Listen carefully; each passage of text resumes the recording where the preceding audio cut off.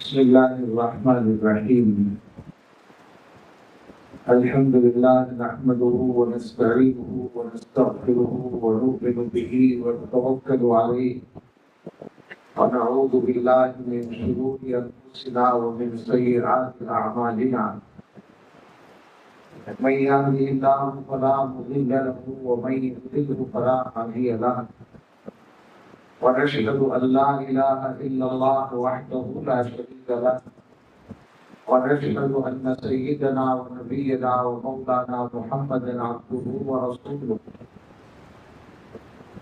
صلى الله تعالى عليه وعلى آله وأصحابه وبارك وسلم تسليما كثيرا. أما بعد فأعوذ بالله من الشيطان الرجيم.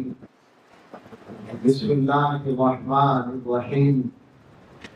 قل إن صلاتي ونسكي ومحياي ومماتي لله رب العالمين لا شريك له وبذلك أمرت وأنا أول المسلمين. صدق الله العظيم. اللهم صل على سيدنا محمد وعلى آل سيدنا محمد وبارك وسلم. اللهم صل على سيدنا محمد وعلى آل سيدنا محمد وبارك وسلم. اللهم صل على سيدنا محمد وعلى آل سيدنا محمد وبارك وسلم.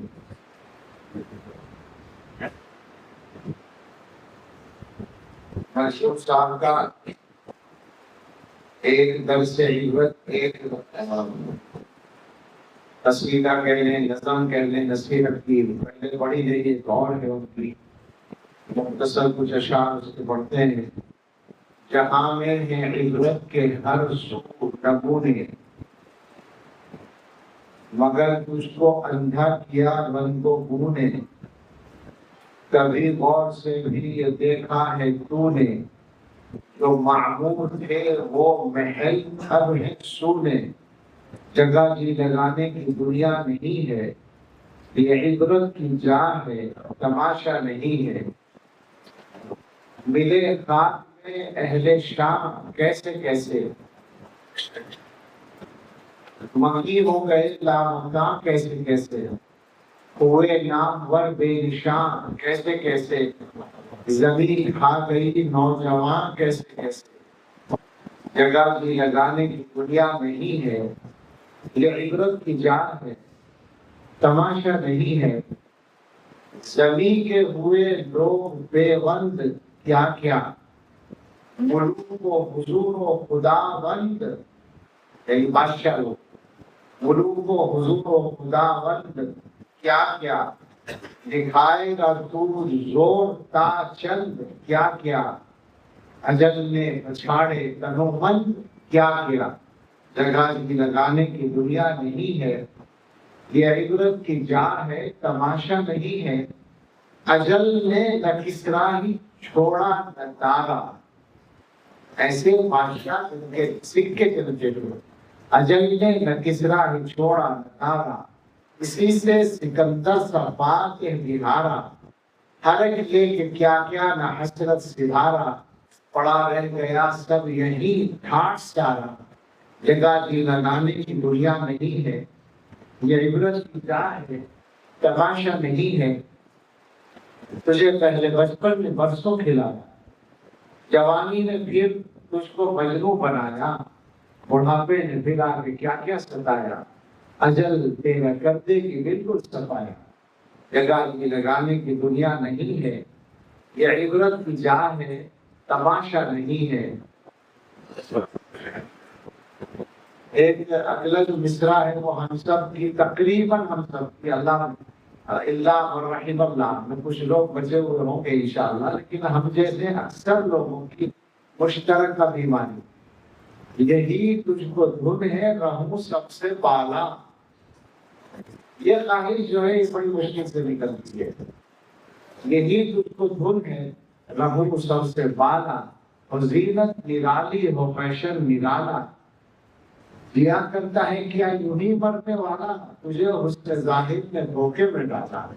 جگہ جی لگانے کی دنیا نہیں ہے، یہ عبرت کی جا ہے، تماشا نہیں ہے۔ نہ دل دادے شعر کوئی رہے گا، نہ گردی کرے شہرہ جوئی رہے گا، نہ کوئی کہاں ہے نہ کوئی رہے گا، رہے گا تو ذکر نگوئی رہے گا۔ جگہ جی لگانے کی دنیا نہیں ہے، یہ عبرت کی جا ہے، تماشا نہیں ہے۔ ایک چھوٹی سی نظم اس کے ساتھ اور لکھی ہوئی ہے، اس کا نام عبرت کی ہے۔ کل ہوس اس طرح سے ترغیب دیتی تھی مجھے، شاعر کہتا ہے ہوس ترغیب دے رہی تھی، کل ہوس اس طرح سے ترغیب دیتی تھی مجھے، خوب ملک روس ہے اور سرزمین طوس ہے، دونوں کی جگہ گر میسر ہو تو کیا عشرت سے کیجئے زندگی عیش کیجئے۔ اس طرف آواز تم ادھر صدائے کوس ہے باجا گانا، اس طرف آواز تم ادھر صدائے کوس ہے، سنتے ہی عبرت یہ گوئی ایک تماشا میں تجھے چل دکھاؤں، تو جو قید آز کا محفوظ، آز کے معنی حفظ، چل دکھاؤں تو جو قید آز کا محفوظ ہے، قیدی ہے۔ لے گئی اخبار کی گورے غریباں کی طرف، قبرستان لے گئی، جس جگہ جانے تمنا سو طرح مایوس ہے، مرقدیں دو تین دکھلا کر لگی کہنے مجھے، یہ سکندر ہے یہ دارا ہے یہ کہکاؤس ہے۔ پوچھ لو ان سے کہ جاہو حشمت دنیا سے آج کچھ بھی ان کے پاس غیر الحسرت و افسوس۔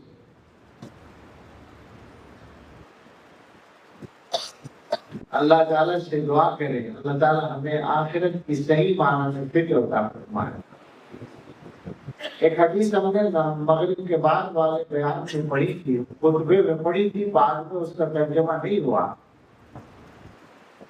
رسول اکرم صلی اللہ تعالی علیہ وسلم نے عقل مند اور بے وقوف کی پہچان بتائی۔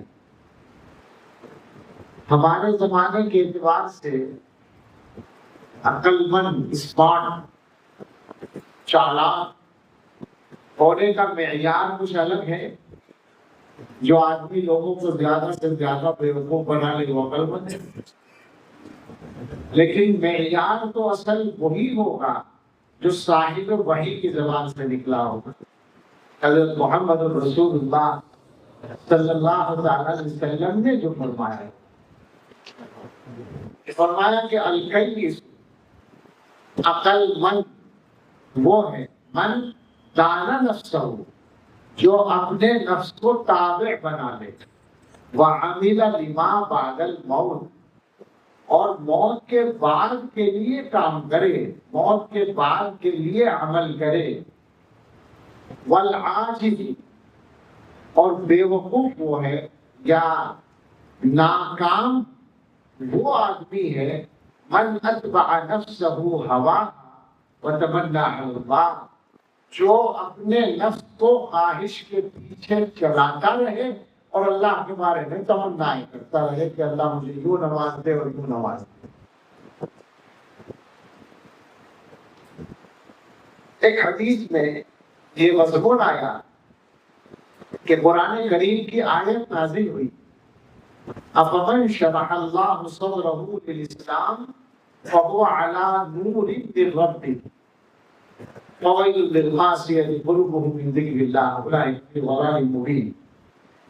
الفاظ کا ترجمہ یہ ہوگا تو کیا وہ آدمی جس کے سینے کو اللہ نے اسلام کے لیے کھول دیا ہو اور وہ اپنے رب کی طرف سے نور کے ساتھ، آگے مضمون یہ ہے کیا وہ اس آدمی کی طرح ہو سکتا ہے جس کا دل اللہ کے ذکر سے سخت ہے، اس کے دل میں اللہ کی یاد ہی نہیں ہے۔ یہ خلاصہ ہے مضمون کا۔ قرآن کریم میں بعض دفعہ کچھ مضمون لفظوں میں ہوتا ہے، کچھ پوشیدہ ہوتا ہے۔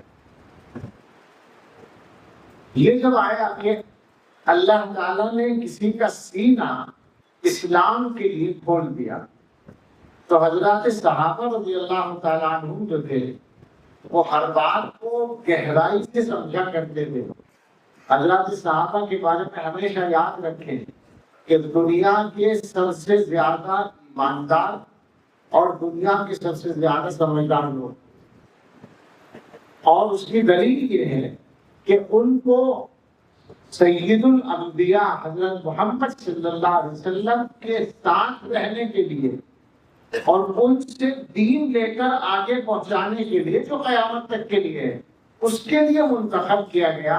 تو چلتے پھرتے لوگوں کو نہیں کیا جا سکتا تھا منتخب. وہ ذہین لوگ تھے، اعلیٰ درجے کے ذہین، اعلیٰ درجے کے سمجھدار، اعلیٰ درجے کی ایماندار. کوئی بات سمجھے بغیر نہیں چلتے تھے. ہمارے میں تو بہت سارے لوگ ہیں جو ثواب کے لیے سن لیتے ہیں. ایک بڑی تعداد ہے مسلمان کے ثواب کے لیے سن لیتی ہے، پلے پڑا ہو یا نہ پڑا ہو، بس مولانا بیان کرنے بڑھیا. بے شک وہ بعض مقررین کو شوق ہوتا ہے اپنی تقریر میں داد لینے کا. ہمارے یہاں تو الحمدللہ کم ہے لیکن ادھر زیادہ ہے. تو ہمارے حضرت کی سنانی تھی لطیفہ، کیونکہ حضرت ظاہر اس میں نہیں جو مقرر ہوں کہ وہ وہاں کا ایک خطیب بول رہا تھا. اس نے کہا کہ بدقسمتی ہے ہماری 1971 میں جنرل یحییٰ نے پاکستان کے 2 ٹکڑے کرا دیے. لیکن سبحان اللہ، کیونکہ جب بھی جوش سے بولا جائے تو مطالبہ خود ہوتا ہے کہ بہت سبحان اللہ. ایسا میں نے بنگلہ دیش میں بھی دیکھا تھا کہ مقررین خود ہی کہتے ہیں بولیں سبحان اللہ، دوست سے بولیں سبحان اللہ. تو اب اتنے بڑے بڑے اپنے مسلم ملکوں کے علماء ہیں تو ہم کچھ کہہ بھی نہیں سکتے، لیکن جی چاہتا ہے کہ کہیں ان سے اسے چھوڑ دو، زندان طلب کرنے کو چھوڑ دو. اچھا وہی ایسے لوگ بھی ہیں جیسے ہمارے نظر تھے، جیسے اور دوسرے حضرات ہیں بڑے جو لوگ ان کے آگے سے قربان. تو خیر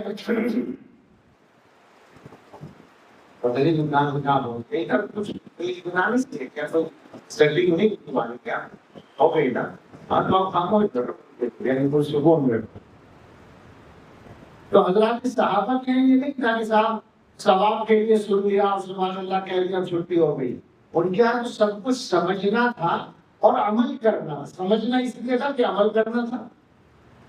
تو حضور علیہ الصلوۃ والسلام سے صحابہ نے پوچھا کہ یا رسول اللہ یہ شرح صدر کیا تھا؟ سینے کو کھول دیا اسلام کے لیے تو کوئی آپریشن ہوگا کیا ہوگا؟ آخر سوال یہ کیا کہ اس کا کیا مفہوم ہے؟ تو نبی کریم صلی اللہ تعالی علیہ وسلم نے فرمایا ان النور اذا دخل الصدر انفسح. نور ایمان جب سینے میں داخل ہو جاتا ہے تو وہ کشادہ ہو جاتا ہے، کھل جاتا ہے. اب بھی بات بالکل عام فہم نہیں ہوئی. نور داخل ہو جاتا ہے، سینہ کشادہ ہو جاتا ہے، اس کا کیا؟ تو اب حضرات صحابہ رضی اللہ عنہ نے سمجھا کہ سوال بدلنا ہوگا، اب ذرا بدل کر پوچھنا ہوگا. سمجھ گئے وہ کہ اس سے زیادہ کھول کر نہیں بتایا جائے گا. تو اب پہچان معلوم کرنی ہے. تو انہوں نے سوال کیا فَهَلْ لِذَلِكَ مِنْ عَلَمٍ يُعْرَفُ بِهِ، کیا اس چیز کی کوئی علامت ہے؟ یہ جو نور داخل ہوتا ہے اور سینہ کشادہ ہو جاتا ہے تو ویسے تو عقل میں نہیں آ رہا کہ کیسے کشادہ ہوگا کیا ہوگا، لیکن پہچان سے پتہ چلے گا. تو کیا اس کی کوئی علامت ہے جس سے اس کو پہچانا جائے؟ تو رسول اللہ صلی اللہ علیہ وسلم نے کہا التجافی عن دار القلوب والانابۃ الی دار القلوب والتعقب للموت قبل النزول. یہ ہے پہچان. نور سینے میں داخل ہونے کی پہچان ہے کہ جو دھوکے کا گھر ہے اس سے طبیعت راغب نہ رہے، اچاٹ رہے، اور جو ہمیشہ رہنے کا گھر ہے اس کی طرف توجہ ہو جائے اور موت کے آنے سے پہلے موت کی تیاری ہونی. یہ علامت بتائی سینے میں نور ایمان داخل ہونے. یہ گویا کہ انسان کی زندگی کا معیار ہے. جس سے ہم ابھی نماز سے پہلے وہ حدیث ذکر کر رہے تھے کہ دنیا مقصد ہوتی ہے تو آدمی اسی کے چکر میں آخرت کا نقصان کرتا ہے. میں اس مضمون کو بہت نہیں کھول کے بیان کر سکا. اس کو یوں کہیں کہ ہم کہ دنیا میں رغبت ہے تو آخرت کا نقصان کرتا ہے، دنیا سے رغبت نہیں ہے تو آخرت کی فکر کرتا ہے آدمی. دنیا سے رغبت نہ ہونے کا یہ مطلب نہیں کہ دنیا کو چھوڑ دیں، دنیا کو کمانا چھوڑ دیں، کھانا چھوڑ دیں، کام چھوڑ دیں، نہیں. ضرورت سمجھ کر کریں. جیسے بیت الخلا میں بیٹھتے ہیں، بیت الخلا میں کوئی بھی آدمی شوق سے نہیں بیٹھتا، ضرورتاً بیٹھتا ہے. چاہتا ہر ایک نہیں، جہاں بغیر کام نہیں چلتا. البتہ ہاں ہم نے سنا ہے کہ بعض ایسے لوگ جن کو وہاں کچھ ذرا انتظار زیادہ کرنا پڑتا ہے نتائج کا، تو وہ ناول لے کر بیٹھتے تھے کہ وہ اتنی دیر تک وقت کیسے گزارے، تو ناول پڑھتے رہتے تھے. میں نے معتبر آدمی سے سنا ان کے کسی متعلق کے بارے میں، آپ جانتے ہیں. تو وہ الگ بات ہے، مگر ظاہر ہے کہ وہ ناول کی دلچسپی تو ہو سکتی ہے، بیت الخلا سے تو دلچسپی نہیں ہو سکتی. بیت الخلا میں جانا میں اسی لیے جب کوئی اندر ہوتا ہے اور ہمیں جانا ہو بعض لوگ تقاضے کے لیے کھٹکے کرتے ہیں کہ صاحب اندر والے کو، تو میں منع کرتا ہوں کہ نہیں، یہاں کوئی بھی آدمی ضرورت سے زیادہ نہیں بیٹھے گا، تقاضا مت کرو. تو ضرورت کوئی ان کو خود ہی کرائے گا، کیوں بیٹھے گا وہاں کوئی. تو بالکل یہی مثال ہے دنیا کی کہ دنیا کو اختیار کرنا ہے، روزہ نہیں کرنا ہے، ضرورت ہے، مگر رغبت کے ساتھ نہیں، بس ضرورت سمجھ کر. اس سلسلے میں آپ رسول اللہ صلی اللہ تعالی علیہ وسلم کا عمل دیکھیں، صحابہ کا عمل دیکھیں، اور امت کے اکابر و اسلاف کا. پوری تاریخ ہے. اور اگر محض اسی عنوان سے کوئی موضوع مقرر کر کے لکھا جائے، دنیا سے بے رغبتی، جس کو زہد کہتے ہیں، تو ضخیم کتابیں بن جائیں گی، بہت سی جلدیں بن جائیں گی. رسول اکرم صلی اللہ تعالیٰ علیہ وسلم کی ذات گرامی کا تو کوئی نمونہ ہی نہیں ملے گا آسانی سے. علماء نے لکھا ہے، آج کل تو باقاعدہ کتابیں اس پر لکھی گئی ہیں. آپ نے دیکھے ہوں کہ اخبار نبی صلی اللہ علیہ وسلم کی کتاب آج کل تازہ لکھی گئی ہے. اس میں سیرت و احادیث کی دلیل سے ثابت کیا گیا کہ حضور علیہ السلام کی ملکیت میں 100 کلو سے زیادہ سونا الگ الگ وقتوں میں پوری مبارک زندگی میں آئی، اور 400 کلو سے زیادہ چاندی آئی. آتی رہی. اگر کیا ہوا، میں اس کو یوں کہتا ہوں، سونا چاندی آتا تھا مگر اس کو گھر میں سونے کی اجازت نہیں تھی، راحت گزارنے کی اجازت. وہ حدیث میں موجود ہے کہ عصر کی نماز پڑھائی آپ نے اور تیزی سے اٹھ کر گئے اندر کی طرف، حجرے کی طرف. صحابہ ڈرے کہ کوئی پریشانی ہے. پھر واپس تشریف لائے تو بتایا کہ وہ سونے کا ایک ٹکڑا رکھا تھا، مجھے یاد آیا ابھی، تو یہ خیال ہوا کہ رات نہ آ جائے اس کے رہتے ہوئے. تو اس بیچارے کو سونے کی اجازت گھر میں نہیں تھی کہ آپ تشریف لے جائیں، دن میں رخصت ہو جائیں. پیسہ آتا تھا، فقر اختیاری تھا. یہ حضور علیہ السلام کا دنیا کے ساتھ معاملہ تھا، مال کے ساتھ معاملہ تھا، اور تمام صحابہ کرام کا یہی رویہ ہے مال کے ساتھ. جن کے یہاں مال نہیں تھا ان کے یہاں تو تھا ہی یہ رویہ، جن کے یہاں مال بھی تھا ان کے یہاں بھی معاملہ یہی تھا.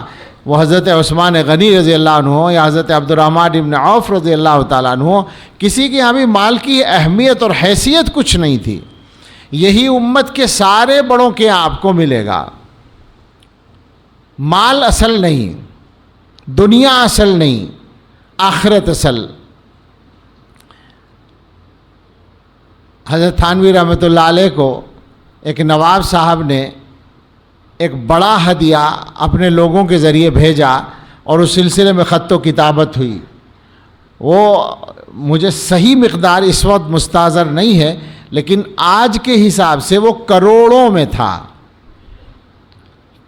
حضرت کے مزاج کے خلاف کوئی بات ہو گئی ان کے سیکریٹری سے، حضرت نے واپس کر دیا ہدیہ. نواب صاحب کی طرف سے ان کے آدمی نے کہا کہ حضرت اتنا بڑا، شاید 1 لاکھ تھا، 1 لاکھ ہدیہ دینے والا کوئی مرید نہیں ملے گا، تو حضرت نے فرمایا اتنا بڑا ہدیہ لوٹانے والا پیر بھی نہیں ملے گا. تم نے سمجھا کیا ہے؟ تو یہ حضرات اکابر کے یہاں ہمارے یہی مزاج تھا. حضرت نانوتوی رحمۃ اللہ علیہ کا واقعہ مشہور ہے. چھتے کی مسجد میں بیٹھے تھے. میرٹھ کے لال کرتی کے نواب تھے عبد الکریم صاحب, جو اس زمانے میں کروڑ پتی تھے. 150 سال تو حضرت کی وفات کو ہو چکے ہیں, اس سے پہلے کا قصہ ہے. آئے وہ اشرفیاں لے کر اور حضرت کو پیش کی. حضرت نے کہا کہ مجھے ضرورت نہیں. 10 روپے تنخواہ ملتی تھی. فرمائیں کہ 10 روپے میں کام چل جاتا ہے, کبھی کبھی اس میں سے بھی بچ جاتا ہے, تو سوچتا ہوں کہاں خرچ کروں, اب یہ تمہاری اشرفیاں کہاں خرچ کروں گا. انہوں نے کہا کہ حضرت آپ کو ضرورت نہیں ہے تو آپ ضرورت مندوں میں تقسیم کر سکتے ہیں. فرمایا کہ تمہارے رقم تقسیم کرنے کی ذمہ داری میں کیوں لوں, خود ہی تقسیم کرو. نہیں لیا. ہدیہ قبول کرنا اکابر کیا رہا ہے, لیکن کبھی کبھی تربیت یا مصلحت ہوتی ہے. واپس کر دیا. وہ صاحب بھی بہت محبت والے اور بہت دیندار آدمی تھے, بڑے مالدار اور دیندار. تو انہوں نے یہ کیا کہ جاتے ہوئے وہ ساری اشرفیاں حضرت کے جوتوں میں بھر کے چلے گئے, بتایا نہیں. اٹھنے کا وقت ہوا, حضرت نے پیر رکھا تو پتہ چلا کہ جوتے بھرے ہوئے ہیں. اٹھایا تو اشرفیاں گر رہی ہیں جوتوں میں سے. تو حضرت ہنسے اور فرمایا کہ دنیا والے بھی دنیا کماتے ہیں, ہم بھی دنیا کماتے ہیں. فرق یہ ہے کہ دنیا والے دنیا کے قدموں میں پڑتے ہیں اور ہمارے قدموں میں خود دنیا پڑتی ہے.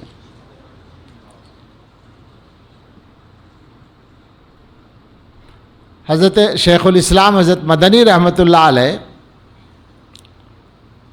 یعنی دنیا تو مال بھی ہے اور جاہ بھی ہے نا. حضرت کی جو شان تھی وہ یہ تھی کہ ہندوستان کے صدر جمہوریہ ایک دفعہ دارالعلوم آئے ہیں, تو اصلاً وہ حضرت کی ملاقات کے لیے آئے ہیں. دیوبند کے قریب ایک گاؤں ہے رنکھنڈی, وہاں پر ان کی کوئی رشتہ داری تھی یا دوستی تھی, تو وہاں کسی تقریب میں وہ آئے. تو دیوبند سے ہی راستہ تھا جانے کا, وہاں سے گزرے تو پتہ چلا کہ یہ دیوبند ہے. تو وہ چلے گئے گاؤں میں اور یہ کہا کہ دیکھو معلوم کرو مولانا حسین احمد صاحب ہیں یا نہیں, اگر ہوں تو ملاقات کریں گے. یعنی صدر جمہوریہ. اب پتہ چلا کہ حضرت سفر میں ہیں, تو وہ واپس چلے گئے اور اس کے بعد دوبارہ انہوں نے پروگرام بنایا تو وہ دارالعلوم تشریف لائے. حضرت کے یہاں فوٹو کے سلسلے میں بہت سختی تھی, لیکن صدر جمہوریہ آیا تھا تو اس کے ساتھ ظاہر اخباری نمائندے اس زمانے میں بھی ہوں گے, تو کسی نے فوٹو لے لیا تھا چپکے سے, اور وہ فوٹو میں نے دیکھا ہے, نئی دنیا میں چھپا ہوا ہے, کبھی آپ دیکھیے گا, پرانے اس زمانے کا مل جائے تو. اس میں حضرت ٹیک لگائے اس طرح بیٹھے ہیں باقاعدہ, اور ڈاکٹر راجندر پرساد سر جھکائے ہوئے حضرت کے سامنے ادب سے بیٹھے ہیں. یہ تو ہے وہ وجاہت اور وہ عزت جو اللہ نے دنیا میں دے رکھی ہے. لیکن دنیا کے ساتھ معاملہ یہ ہے کہ مولانا عطا اللہ شاہ بخاری سفر کر رہے ہیں تو ان کے پاؤں دبانے شروع کر دیے. مہمانوں میں ایک آدمی ہے جس کے کپڑوں میں جوئیں بھی ہیں, مہمانوں کے نگراں نے ان کو کھانا الگ دے دیا, تو حضرت کو پتہ چل گیا. حضرت نے بلا کے اپنی پلیٹ میں بٹھا کر کھانا کھلایا. دلی پہنچے, نماز کا وقت تھا, یعنی جماعت نکل گئی تھی, نماز پڑھنی تھی دفتر میں, تو دیکھا نئی چٹائی بچھی ہوئی ہے. فرمایا کہ نئی چٹائی دفتر کے لیے خریدی گئی ہے. لوگوں نے بتایا کہ نہیں خریدی نہیں ہے, یہ فلاں حاجی صاحب کی جو برابر میں دکان ہے چٹائیوں کی. تو انہوں نے جب دیکھا کہ آپ کو نماز پڑھنی ہے تو انہوں نے دکان کی چٹائی, نئی چٹائی لا کر بچھا دی. حضرت نے فرمایا کہ اس کو سمیٹ دو, اس لیے کہ یہ اس کو واپس لے جا کے پھر دکان میں رکھیں گے, یہ استعمال ہو چکی ہوگی اور یہ نئی بنا کر بیچیں گے, تو یہ جائز نہیں ہوگا. اس انداز سے یہ حضرات زندگی گزارتے تھے. واپس چلتے ہیں. ظاہر ہے کہ اگر اکابر کے واقعات پر آئیں گے تو پھر پوری رات اسی کے لیے چاہیے. ہمیں تو یہ عرض کرنا تھا کہ جب یہ نور ایمان دل کے اندر آتا ہے تو دل کی یہ کیفیت ہو جاتی ہے کہ دنیا کے معاملے میں اس کا رویہ بدل جاتا ہے. لیکن یہ بات اچھی طرح سمجھنے کی ہے کہ یہ چیز پیدا ہونا اتنا آسان نہیں ہوتا، اس کے لیے محنت کرنے کی ضرورت پڑتی ہے۔ رسول اللہ صلی اللہ تعالیٰ علیہ وسلم کی بارگاہ میں جو آدمی ایمان کے ساتھ آتا تھا، یہ بات مقرر ہے، بالکل ثابت ہے دلائل سے، کہ اس کو یہ کیفیت پہلے ہی مرحلے میں اللہ تعالیٰ عطا فرما دیتے تھے۔ اب وہ جو درجہ تھا، وہ درجہ حاصل ہونے کا کوئی راستہ نہیں۔ وہ حضرات صحابہ رضی اللہ تعالیٰ عنہم کے پاس جو ایک سعادت حاصل کرنے کا موقع تھا، اللہ کی معرفت کا وہ معیار جو چہرہ نبوت دیکھ کر، نبی کی زیارت کر کے حاصل ہوتا تھا، نبی کے سامنے ان کے قلب اطہر کی نورانی شعاؤں کی برکت سے حاصل ہوتا تھا، وہ تو اب کسی امتی کو حاصل ہونے والا نہیں ہے۔ لہٰذا اب تو محنت کرنی پڑے گی، محنت کر کے آدمی اس پر آئے گا۔ محنت کا نمونہ رسول اللہ صلی اللہ تعالیٰ علیہ وسلم نے عطا فرما دیا ہے۔ یہ جو ہمارے بزرگوں کے یہاں بیعت وغیرہ کے سلسلے ہیں، سلوک و تصوف کے، ان کا ثبوت باضابطہ قرآن و حدیث سے موجود ہے۔ مجھے تعجب ہوتا ہے جب میں کسی علاقے میں اس زمانے میں بھی یہ بات سنتا ہوں کہ بہت سے لوگ جو ہیں وہ تصوف سے آشنا نہیں ہیں، یا وہ یہ سمجھتے ہیں کہ تصوف کوئی نو ایجاد چیز ہے، بدعت ہے، یا قرآن و سنت سے ثابت نہیں ہے۔ یہاں تک کہ ہمارے بہت سارے دیندار بھائیوں کا ایک طبقہ، یعنی وہ طبقہ جو تبلیغی جماعت سے جڑا ہوا ہے، میں بات کو مبہم نہیں رکھتا، صفائی سے کہتا ہوں تاکہ بات پہنچ جائے، اور ہمارا مقصد نہ کسی کو شرمندہ کرنا ہے، نہ کسی پر طنز کرنا ہے، بلکہ صحیح بات پہنچانی ہے، صحیح بات پر لانا ہے۔ تو بہت سے احباب جو تبلیغی جماعت سے تعلق رکھتے ہیں، میں جانتا ہوں اور سنتا ہوں کہ ان میں بھی یہ ذہن پایا جاتا ہے۔ تو اس مسئلے کی تھوڑی سی وضاحت ہم کرنا چاہتے ہیں۔ بالکل صاف بات ہے، اصل مقصد ہے شریعت پر چلنا، سنت کے مطابق زندگی گزارنا۔ وہ جو میں مغرب کے بعد بات کر رہا تھا، ولایت کے لیے قرآن کے الفاظ سے معلوم ہوتا ہے دو چیزیں چاہیے، ایمان اور تقوی۔ ایمان اور تقوی کے اعلیٰ معیار پر پہنچنا، اور اعلیٰ معیار کا مطلب کیا ہوگا، میں اسی وضاحت میں بیچ میں ہی شامل کر دوں اس بات کو۔ اعلیٰ معیار ایمان کا یہ ہوگا کہ دنیا کی کوئی طاقت آپ کے ایمان میں شک پیدا نہ کر سکے۔ آج کے زمانے کے جو حالات ہیں، کیا اس میں اچھے دیندار لوگوں کا ایمان خطرے میں نہیں پڑ رہا ہے؟ ایک آدمی آپ سے کہتا ہے، ہو سکتا ہے آپ جماعت کے آدمی ہوں، ہو سکتا ہے آپ مدرسے کے آدمی ہوں، میرا مقصد کوئی تبلیغی جماعت کی مخالفت نہیں، عرض یہ کرنا ہے کہ اس محنت کی سب کو ضرورت ہے۔ مدرسے کا پڑھا ہوا بھی اس کا شکار ہو سکتا ہے، اور تبلیغ میں جانے والا بھی ہو سکتا ہے، اور جو ان دونوں راستوں سے الگ ہے وہ زیادہ ہو سکتا ہے، اور ہو رہے ہیں شکار۔ پوچھا جاتا ہے تم اللہ کو مانتے ہو؟ جی مانتے ہیں۔ دیکھا ہے اللہ کو؟ کہ دیکھا تو نہیں ہے۔ پھر کیسے مانتے ہو؟ اب سر جھکا کے بیٹھ گئے، سوچنے لگے کہ ہاں دیکھا نہیں تو کیسے مانتے ہیں۔ کیا مطلب ہے اس کا؟ اس کا مطلب یہ ہے کہ ایمان کا وہ درجہ حاصل نہیں ہے جو حاصل ہونے کی ضرورت ہے۔ یہ آسان بات نہیں ہے۔ میں جو بات کر رہا ہوں، میں سچی بات یہ ہے، اگر آپ غور کریں تو سخت بات کر رہا ہوں، لیکن مجھے کوئی بتائے کیا ایمان خطرے میں پڑ نہیں رہے اس طرح سے؟ بالکل سادہ سا جواب ہے کہ دنیا کی بہت ساری چیزوں کو ہم دیکھے بغیر مانتے ہیں۔ یہ کون سا اصول ہے کہ دیکھا نہیں تو مانیں گے نہیں؟ عقل کو مانتے ہیں بغیر دیکھے۔ ہر آدمی مانتا ہے کہ میرے اندر عقل سب سے زیادہ ہے، اور دیکھا نہیں ہے اس کو۔ کون کہتا ہے؟ ایمان اس کا نام نہیں ہے کہ آپ سوچنے بیٹھ گئے۔ ایمان، اب وہ لطیفہ سا ہے کہ جنگل میں ایک آدمی ہل چلا رہا ہے، ایک مولانا صاحب گزرے، انہوں نے سوچا اس کا ایمان چیک کریں۔ انہوں نے پوچھا اللہ کو مانتے ہو؟ ایک مانتے ہو؟ کہ ہاں اللہ تو ایک ہی ہے۔ کہا تمہارے پاس دلیل کیا ہے؟ کہنے لگے دلیل یہ ہے کہ اگر دوبارہ پوچھو گے تو یہ حل تمہارے سر پہ مار دوں گا. تو اب یہ لطیفہ ہی کہہ لیں آپ اس کو، لیکن ایمان تو اسی کا نام ہے نا. یہ کیا بات ہوئی؟ آپ مسلمان ہیں، کلمہ پڑھتے ہیں، اور آپ سے ایک آدمی پوچھتا ہے کہ اللہ کو کیوں مانتے ہیں، اور آپ سوچنے بیٹھ جاتے ہیں. آپ کی سمجھ میں آئے یا نہ آئے، آپ کو یہ کہنا ہے کہ میں مانتا ہوں اور مانتا رہوں گا، مجھے اسی پر جینا اور اسی پر مرنا ہے. مگر یہ کس کی ہمت ہے کہنے کی؟ ایسے نہیں ہوتی ہمت. اس کے لیے محنت کرنی پڑتی ہے الگ سے. اس ماحول میں نہیں چلے گا کام. حالات بہت خراب ہیں. ہمارے حضرت فرمایا کرتے تھے کہ وہ جو یقین کا، ایمان سے مراد یہاں یقین کا اعلیٰ مضبوط درجہ حاصل کرنا ہے. یقین کے 3 درجات مشائخ بیان کرتے ہیں، اور وہ قرآن کریم کی اصطلاحات ہیں. یعنی قرآن نے وہ 3 الفاظ استعمال کیے ہیں، 2 ایک جگہ ہیں، ایک الگ ہے. ان ھذا لہو حق الیقین، یہ حق الیقین ایک جگہ آیا ہے، اور علم الیقین اور عین الیقین، عین الیقین ایک اور علم الیقین، یہ 2 ایک صورت میں آئے ہیں. یہ یقین کے 3 درجے ہیں. سمجھ لیں نوجوان، ایک چیز آپ جانتے ہیں، یقین کے ساتھ جانتے ہیں، مگر دیکھا نہیں ہے اس کو آپ نے، یہ ایک درجہ ہے. ایک یہ ہے کہ آپ نے دیکھ لیا ہے، یہ دوسرا درجہ ہے اوپر کا. ایک یہ ہے کہ وہ چیز آپ کے پاس ہے اور آپ اس کو برت رہے ہیں، یہ اس سے اوپر کا درجہ ہے.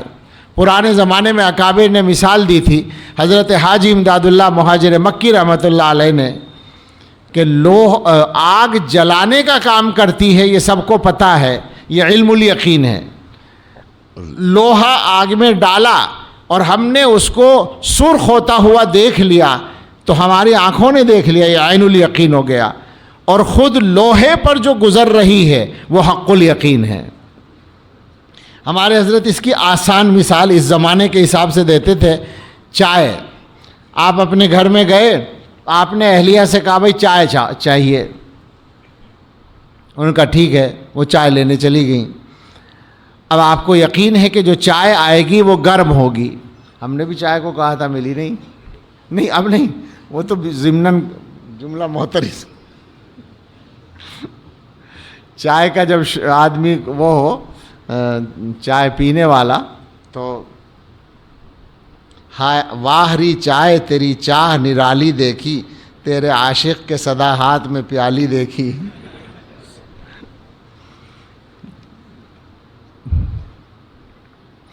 تو آپ کو اندازہ ہے کہ گھر والے جو چائے لائیں گے وہ گرم ہی ہوگی، چونکہ گرم چائے پی جاتی ہے عام طور پر. پھر وہ چائے آ گئی، اس میں سے بھاپ نکلتے ہوئے آپ نے دیکھ لی تو یقین اور پکا ہو گیا، عین الیقین ہو گیا. پھر وہ چائے آپ نے پینا شروع کر دی، ہونٹوں کو لگی، پتہ چلا گرم ہے، تو حق الیقین ہو گیا. اب یہیں آپ سمجھ لیں ذرا اس یقین کے درجوں کی حیثیت کیا ہے. وہ جو پہلا درجہ ہے علم الیقین، ابھی چائے آئی نہیں، دیکھی نہیں، یقین ہے کہ گرم آئے گی. اگر آپ کا بچہ آپ سے آ کر کہے کہ وہ امی جو چائے لینے گئی ہیں ان کی طبیعت ٹھیک نہیں ہے، وہ پہلے کی رکھی ہوئی چائے، ٹھنڈی چائے لے کے آ رہی ہیں آپ کے لیے، تو کیا کہیں گے آپ؟ یقین آ جائے گا یا نہیں؟ ٹھیک ہے، ہو سکتا ہے. وہ یقین کہاں چلا گیا؟ پہلے جو یقین تھا کہ گرم چائے آئے گی، وہ کہاں گیا؟ وہ اسی جیسی خبر سے ٹوٹ گیا. یہ بالکل بیسک معاملہ، ابتدائی درجہ ہے. آنکھوں کے سامنے آ گئی چائے، بھاپ اٹھ رہی ہے. اب اگر کوئی کہے کہ یہ چائے ٹھنڈی ہے تو آپ کہیں گے نہیں ٹھنڈی کہاں ہے، تو بھاپ اٹھ رہی ہے. اور جب منہ سے لگا لی تو پھر تو 100 آدمی بھی اگر کہیں کہ یہ ٹھنڈی ہے تو آپ کہیں گے پی رہا ہوں میں اور ٹھنڈی بتا رہے ہو تم، یہ کیسے ہو سکتا ہے؟ نہیں ہو سکتا نا. تو حضرت فرماتے تھے یہ جو ایمان جا رہا ہے یہ علم الیقین والے ہیں، سب جانتے ہیں کہ لا الہ الا اللہ، اللہ کے سوا کوئی معبود نہیں، حضرت محمد صلی اللہ علیہ وسلم اللہ کے رسول ہیں، یہ یقین ہے. مگر یہ یقین بالکل ابتدائی درجے کا ہے. ایک آدمی آتا ہے شک پیدا کرنے کے لیے تو ان کے ایمان میں شک پیدا ہو جاتا ہے، ایمان رخصت ہو جاتا ہے. تو یہ تو نہیں چلے گا نا. اس درجے پر رہ کر آپ اپنا ایمان بچا لیں، یہ نہیں ہو سکتا. یہ تو ایک بات ہے. ایمان کا یہ معیار چاہیے کہ دنیا کی کوئی طاقت آپ سے ایمان نہ چھین سکے، اور تقوی کا یہ معیار چاہیے کہ مثالیں بہت ہیں، واقعات بہت ہیں، اس زمانے میں بھی ہیں، پرانے بھی ہیں. وہ حضرت سنایا کرتے تھے دلی کی ایک مسجد کا قصہ. وہ مسجد ابھی بھی ہے، متعین معلوم ہے. اس مسجد میں ایک طالب علم رہتا تھا، امام تھا، مؤذن تھا، جو بھی تھا، مسجد میں رہتا تھا اور کسی مدرسے میں پڑھتا تھا. اور یہ مغلیہ سلطنت کے زمانے کی بات ہے، دارالعلوم دیوبند کے قیام سے پہلے، جب دلی ہی علم کا مرکز تھا. وہ پڑھ رہا تھا، رات کو عشاء کے بعد دروازہ بند کر کے اچانک کسی نے دروازہ کھٹکھٹایا. کھولا تو ایک نوجوان خوبصورت لڑکی جلدی سے اندر آئی اور اس نے اندر آ کر مسجد کا اندر سے دروازہ بند کر لیا.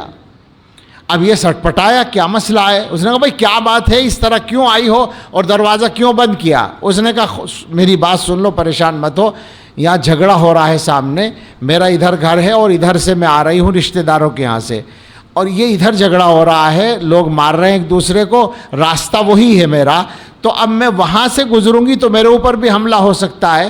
تو میں نے جان بچانے کے لیے تلاش کیا تو مجھے سمجھ میں آیا کہ مسجد سب سے اچھی جگہ ہے، میں یہاں جان بچانے کے لیے آئی ہوں، تو مجھے تھوڑی دیر یہاں گزارنے تو پھر میں چلی جاؤں گی. چلو بھائی بیٹھ جاؤ ادھر. وہ اپنی جگہ بیٹھ گیا اور وہاں وہ کتاب پڑھ رہا تھا، وہ پڑھنے لگا. بجلی تو تھی نہیں، چراغ کا زمانہ تھا. وہ لڑکی اور وہ لڑکا دونوں جوان ہیں، تنہائی ہے، ٹھیک ہے مسجد ہے مگر بالکل تنہائی ہے. تو مسلسل وہ اسی پر نظر رکھے ہوئے تھی. اس نے یہ دیکھا کہ وہ ایک عجیب سا کام کرتا ہے، پڑھتا رہتا ہے اور اچانک اپنی انگلی کو چراغ کی لو کے اوپر لاتا ہے، آگ کے اوپر. تو ظاہر ہے کہ جلن ہوتی ہے، پھر ہٹا لیتا ہے. پھر تھوڑی دیر پڑھتا ہے، پھر اسی طرح کرتا ہے، چراغ کی لو پر انگلی کو لاتا ہے، پھر ہٹاتا ہے. یہ وہ حرکت تھوڑی دیر کے بعد کرتا ہے. کچھ وقت گزر گیا، باہر کا شور سنائی دینا بند ہوا تو وہ لڑکا اٹھا، اس نے جا کر دیکھا کہ میدان صاف ہو گیا، راستہ کھل گیا. تو اس نے آ کر اس سے کہا بھائی جاؤ، تمہارا راستہ صاف ہو گیا، اپنے گھر جاؤ. اس نے کہا جی ٹھیک ہے، میں جانا ہی ہے مجھے، مگر تم سے ایک بات پوچھنی ہے. اس نے کہا کیا؟ کہ یہ جو تم حرکت کر رہے تھے، انگلی کو اس پر لا کر رکھتے تھے، یہ کیا تھا؟ اس نے کہا تمہیں اس سے کوئی مطلب نہیں، تم جاؤ. کہ نہیں یہ راز تو بتانا پڑے گا، یہ تو کچھ الگ سی بات ہے، جب تک میں نہیں جاؤں گی جب تک تم نہیں بتاؤ گے. اچھا بھائی، بات یہ ہے کہ شیطان میرے پیچھے پڑا تھا، تنہائی تھی اور شیطان میرے دل میں یہ وسوسہ ڈال رہا تھا کہ اس سے اچھا موقع ہاتھ نہیں آئے گا فائدہ اٹھانے کا. خود آئی ہے، تم نے نہیں بلایا، ماں باہر سے کوئی مدد کے لیے آنے والا بھی نہیں ہے، موقع سے فائدہ اٹھاؤ اور اپنی خواہش پوری کر لو. جب یہ تقاضا زیادہ بڑھتا تھا تو میں چراغ کی لو پر اپنی انگلی کو لے جاتا تھا اور جلن کی وجہ سے انگلی خود ہٹا لیتا تھا، اور پھر میں کہتا تھا اپنے دل سے، اپنے نفس سے کہ اتنی سی آگ برداشت کرنے کی ہمت نہیں ہے، دوزخ میں جلنے کا کام کرنے کو تو تیار ہے. اس طرح سے میرا نفس باز رہتا تھا اور میں اپنے آپ کو، اللہ نے اس طرح سے مجھے بچا دیا، تم جاؤ. وہ چلی گئی. اگلے دن اس لڑکی کا باپ، جو اس علاقے کا بڑا کوئی آدمی تھا، اتنا بڑا آدمی تھا کہ وہ شاہی خاندان کا رشتہ دار تھا، وہ آیا مسجد میں اور اس نے لوگوں سے کہا کہ رات کو یہاں کون رہتا ہے؟ لوگوں نے کہا کہ ایک لڑکا ہے، طالب علم ہے، کہیں پڑھتا ہے، یہاں امامت کرتا ہے یا اذان پڑھتا ہے. کیوں پوچھ رہے ہیں؟ کہا اس سے ملاقات کرنی ہے. کیا بات ہے؟ کہنے لگے میں اس سے اپنی بیٹی کا نکاح کرنا چاہتا ہوں. کہا کیوں؟ آپ تو اتنے بڑے آدمی ہیں، آپ کے یہاں تو بڑے گھرانوں کے رشتے ہوں گے. تو اس نے کہا کہ ہاں رشتے ہیں، لیکن رات یہاں یہ واقعہ پیش آیا ہے اور اب وہ بچی کہتی ہے کہ میں نے زندگی میں ایک پاک دامن آدمی دیکھا ہے، میں اسی سے نکاح کروں گی. یہ تقوی کا معیار ہے، گناہ کا موقع ملے اور آدمی گناہ سے بچ جائے. ایمان اور تقوی کا یہ معیار کسی آدمی کو اللہ تعالیٰ یوں ہی عطا کر دیں یا شریعت کے دائرے میں کسی بھی راستے سے عطا کر دیں تو بالکل ہم نہیں کہیں گے کہ وہ کسی پیر سے جا کر بیعت کرے۔ مثلا کسی آدمی کو تبلیغی جماعت کی محنت سے یہ کیفیت حاصل ہو جائے، سبحان اللہ، کوئی عرض نہیں۔ کسی آدمی کو مدرسے میں پڑھ کر ہی یہ کیفیت حاصل ہو جائے، ہم نے دیکھے ہیں ایسے لوگ، دونوں جگہ ایسے لوگ دیکھے ہیں الحمدللہ جن کو ان محنتوں ہی سے یہ چیز حاصل ہو گئی، لیکن ایسے لوگ بہت کم ہوتے ہیں۔ اچھی طرح سے سمجھ لیں، اصل مسئلہ ہے معیار پر لانے کا اپنی زندگی کو۔ آپ اپنے تجربے سے خود فیصلہ کریں اور اس کے بعد معیار کو جان لیں جو میں نے عرض کیا، اس معیار کو اور دوسرے گویا اصطلاحی انداز میں کہہ لیں کہ جو حدیث میں فرمایا رسول اللہ صلی اللہ تعالیٰ علیہ وسلم نے، احسان، الاحسان ان تعبد اللہ کانک ترا۔ حضرت تھانوی رحمۃ اللہ علیہ فرماتے ہیں ایمان، اسلام، پھر احسان، 3 سوال ہیں، آگے 2 قیامت کے سوال ہیں۔ اس کا مطلب ہے کہ ایمان اور اسلام کے بعد ایک درجہ اور ہے جس کے حاصل کرنے کی ضرورت ہے، وہ اصل میں معیار ہے ایمان اور اسلام کا، وہ یہ ہے کہ ان تعبد اللہ کانک ترا، تم اللہ کی عبادت ایسے کرو گویا تم اللہ کو دیکھ رہے ہو۔ یہ معیار انسان کو حاصل کرنے کی کوشش کرنی پڑے گی، اس معیار پر جانا ہے۔ یہ معیار حاصل کرنے کے لیے عام طور پر امت کے تمام بڑوں نے یہ محنت کی ہے جو سلوک و تصوف کی محنت کہلاتی ہے۔ ہمارے اکابر دیوبند رحمہم اللہ تعالیٰ کے یہاں اور امت کے تقریباً تمام بڑے لوگوں کے یہاں یہ محنت آپ کو ملے گی۔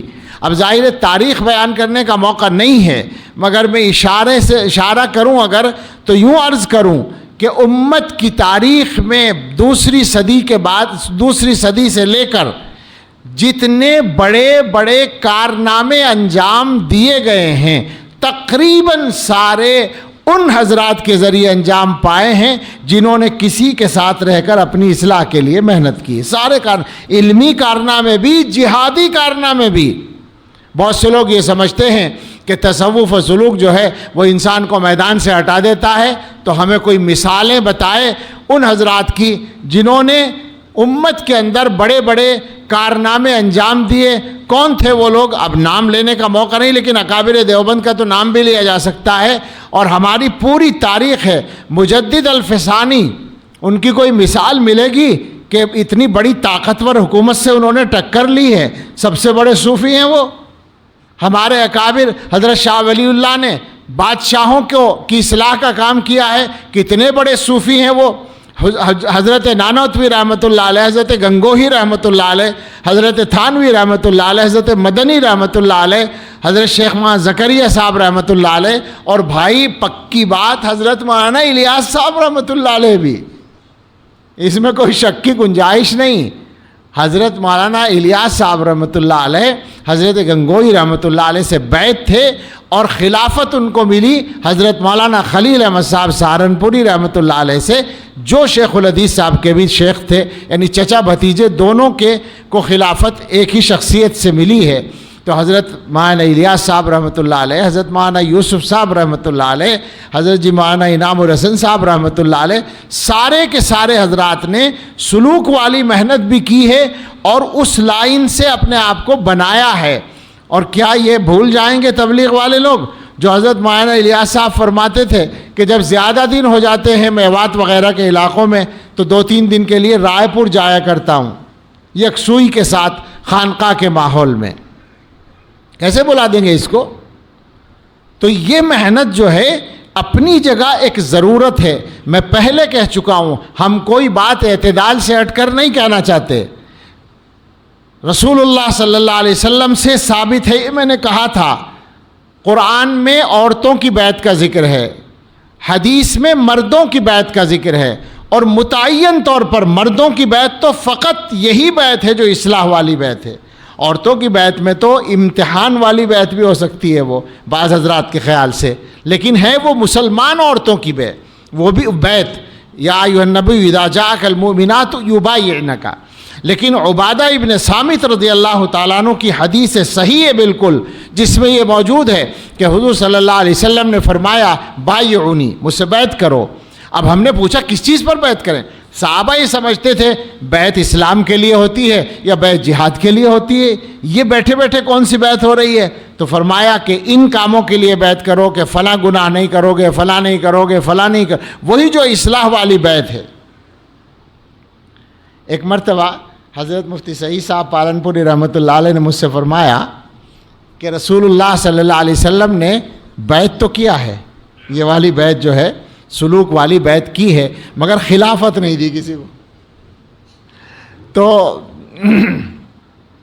اب وہ اتنے ہمارے محترم استاد تھے کہ بعض دفعہ ان کے سامنے بولنے میں بھی تکلف ہوتا تھا اور بے تکلفی سے تو بات نہیں کرتے تھے، تو میں اس وقت خاموش ہو گیا۔ لیکن میرے ذہن میں یہ بات آئی نکلنے کے بعد کہ رسول اللہ صلی اللہ علیہ وسلم نے جو سارے صحابہ کو سند دے رکھی ہے فَبِأَيِّهِمْ اقْتَدَيْتُمْ اهْتَدَيْتُمْ، یہی تو خلافت ہے۔ ان میں سے جس سے چاہے تم تربیت کرا لو اپنی۔ خلافت کیا ہوتی ہے؟ یہی تو ہوتا ہے کہ شیخ یہ کہتا ہے بھئی یہ آدمی اب دوسروں کی تربیت کرنے کے لائق ہو گیا۔ تو حضور علیہ الصلاۃ والسلام نے سارے صحابہ کو سند دے رکھی ہے۔ اصحاب کیا ہے، کلہم عدول، جو ہمارا باقاعدہ عقیدے کا حصہ ہے۔ عقیدے کا لفظ آ گیا تو ذرا سی گزارش میں اور کر لوں۔ ایمان کا کمال حاصل کرنے میں اس کا بھی بڑا حصہ ہے کہ آپ عقیدہ صحیح رکھیں۔ باقاعدہ سارے اکابر نے، اکابر علماء امت نے اس کو لکھا ہے، اور اگر کچھ لوگ عشاء سے پہلے کے بیان میں نہیں تھے تو وہ اب سن لیں یہ بات کہ رسول اللہ صلی اللہ تعالیٰ علیہ وسلم نے اس کو سمجھایا ہے کہ عقیدے کا صحیح ہونا یہ زیادہ ضروری ہے۔ عمل کا صحیح ہونا تبھی معتبر ہوگا جب عقیدہ صحیح ہوگا۔ خوارج ایک فرقہ تھا جس کے بارے میں حضور علیہ الصلاۃ والسلام نے بتایا تھا، حضرات صحابہ کو بتایا تھا کہ ایک طبقہ ایسا آئے گا، حداث الاسنان، صفحاء الاحلام، بہت ساری صفات ان کی بیان کی۔ نوعمر لوگ ہوں گے، بیوقوف بھی ہوں گے، بیوقوف ہوں گے مگر بے دین نہیں کہا جا رہا، یعنی دین سے عملی اعتبار سے دور نہیں ہوں گے۔ یہ بھی فرمایا کہ وہ قرآن پڑھیں گے، یقرؤون القرآن مگر لا یجاوز حناجرہم، قرآن ان کے حلق سے نیچے نہیں اترے گا۔ یہ بھی فرمایا کہ ان کی نماز ایسی ہوگی کہ ان کی نماز کے سامنے تم اپنی نماز کو حقیر سمجھو گے، اور ان کی بہت ساری خصوصیات بیان فرمائیں، مگر ساتھ میں یہ فرمایا کہ یمرقون من الدین کما یمرق السہم من الرمیہ، وہ دین سے اس طرح نکل جائیں گے جیسے تیر شکار سے نکل جاتا ہے، دین سے ان کا کوئی مطلب نہیں ہوگا۔ اور باقاعدہ حضور نے ان کو ختم کرنے کی ترغیب دی، اور ان کے خاتمے کا کام اللہ تعالیٰ نے سیدنا حضرت علی کرم اللہ تعالیٰ وجہہ سے لیا۔ وہ ایک طبقہ تھا۔ بتانا یہ ہے کہ عقیدہ صحیح نہیں تھا تو ان کا عمل معتبر نہیں رہا، چاہے کتنی اچھی نماز پڑھو، چاہے کتنا اچھا قرآن پڑھو، چاہے جو کرو، اگر عقیدہ صحیح نہیں ہے تو تمہارے ایمان کا کوئی اعتبار نہیں ہے۔ آج کے زمانے میں جو فتنہ پیدا ہو رہا ہے، میں پچھلے مہینے سے اس پر بات کر رہا ہوں، ہو سکتا ہے کچھ لوگ ناراض بھی ہو رہے ہوں، لیکن کیا کریں، ہمارے ساتھ مجبوری یہ ہے کہ ہمیں وہ بات کرنے کی گویا ڈیوٹی، ذمہ داری ہے، اور اللہ تعالی ہمیں ہمیشہ توفیق دے۔ جو بات اللہ کی مرضی کی ہے، آدمیوں کی مرضی کی ہو یا نہ ہو۔ اس وقت جو جنگ چل رہی ہے یا چل رہی تھی، اور اب کس مرحلے میں ہے اور کیا ہونے جا رہا ہے، کچھ پتہ نہیں ہے۔ کیسے ہوئی ہے اور کیسی ہوئی ہے یہ بھی پتہ نہیں ہے۔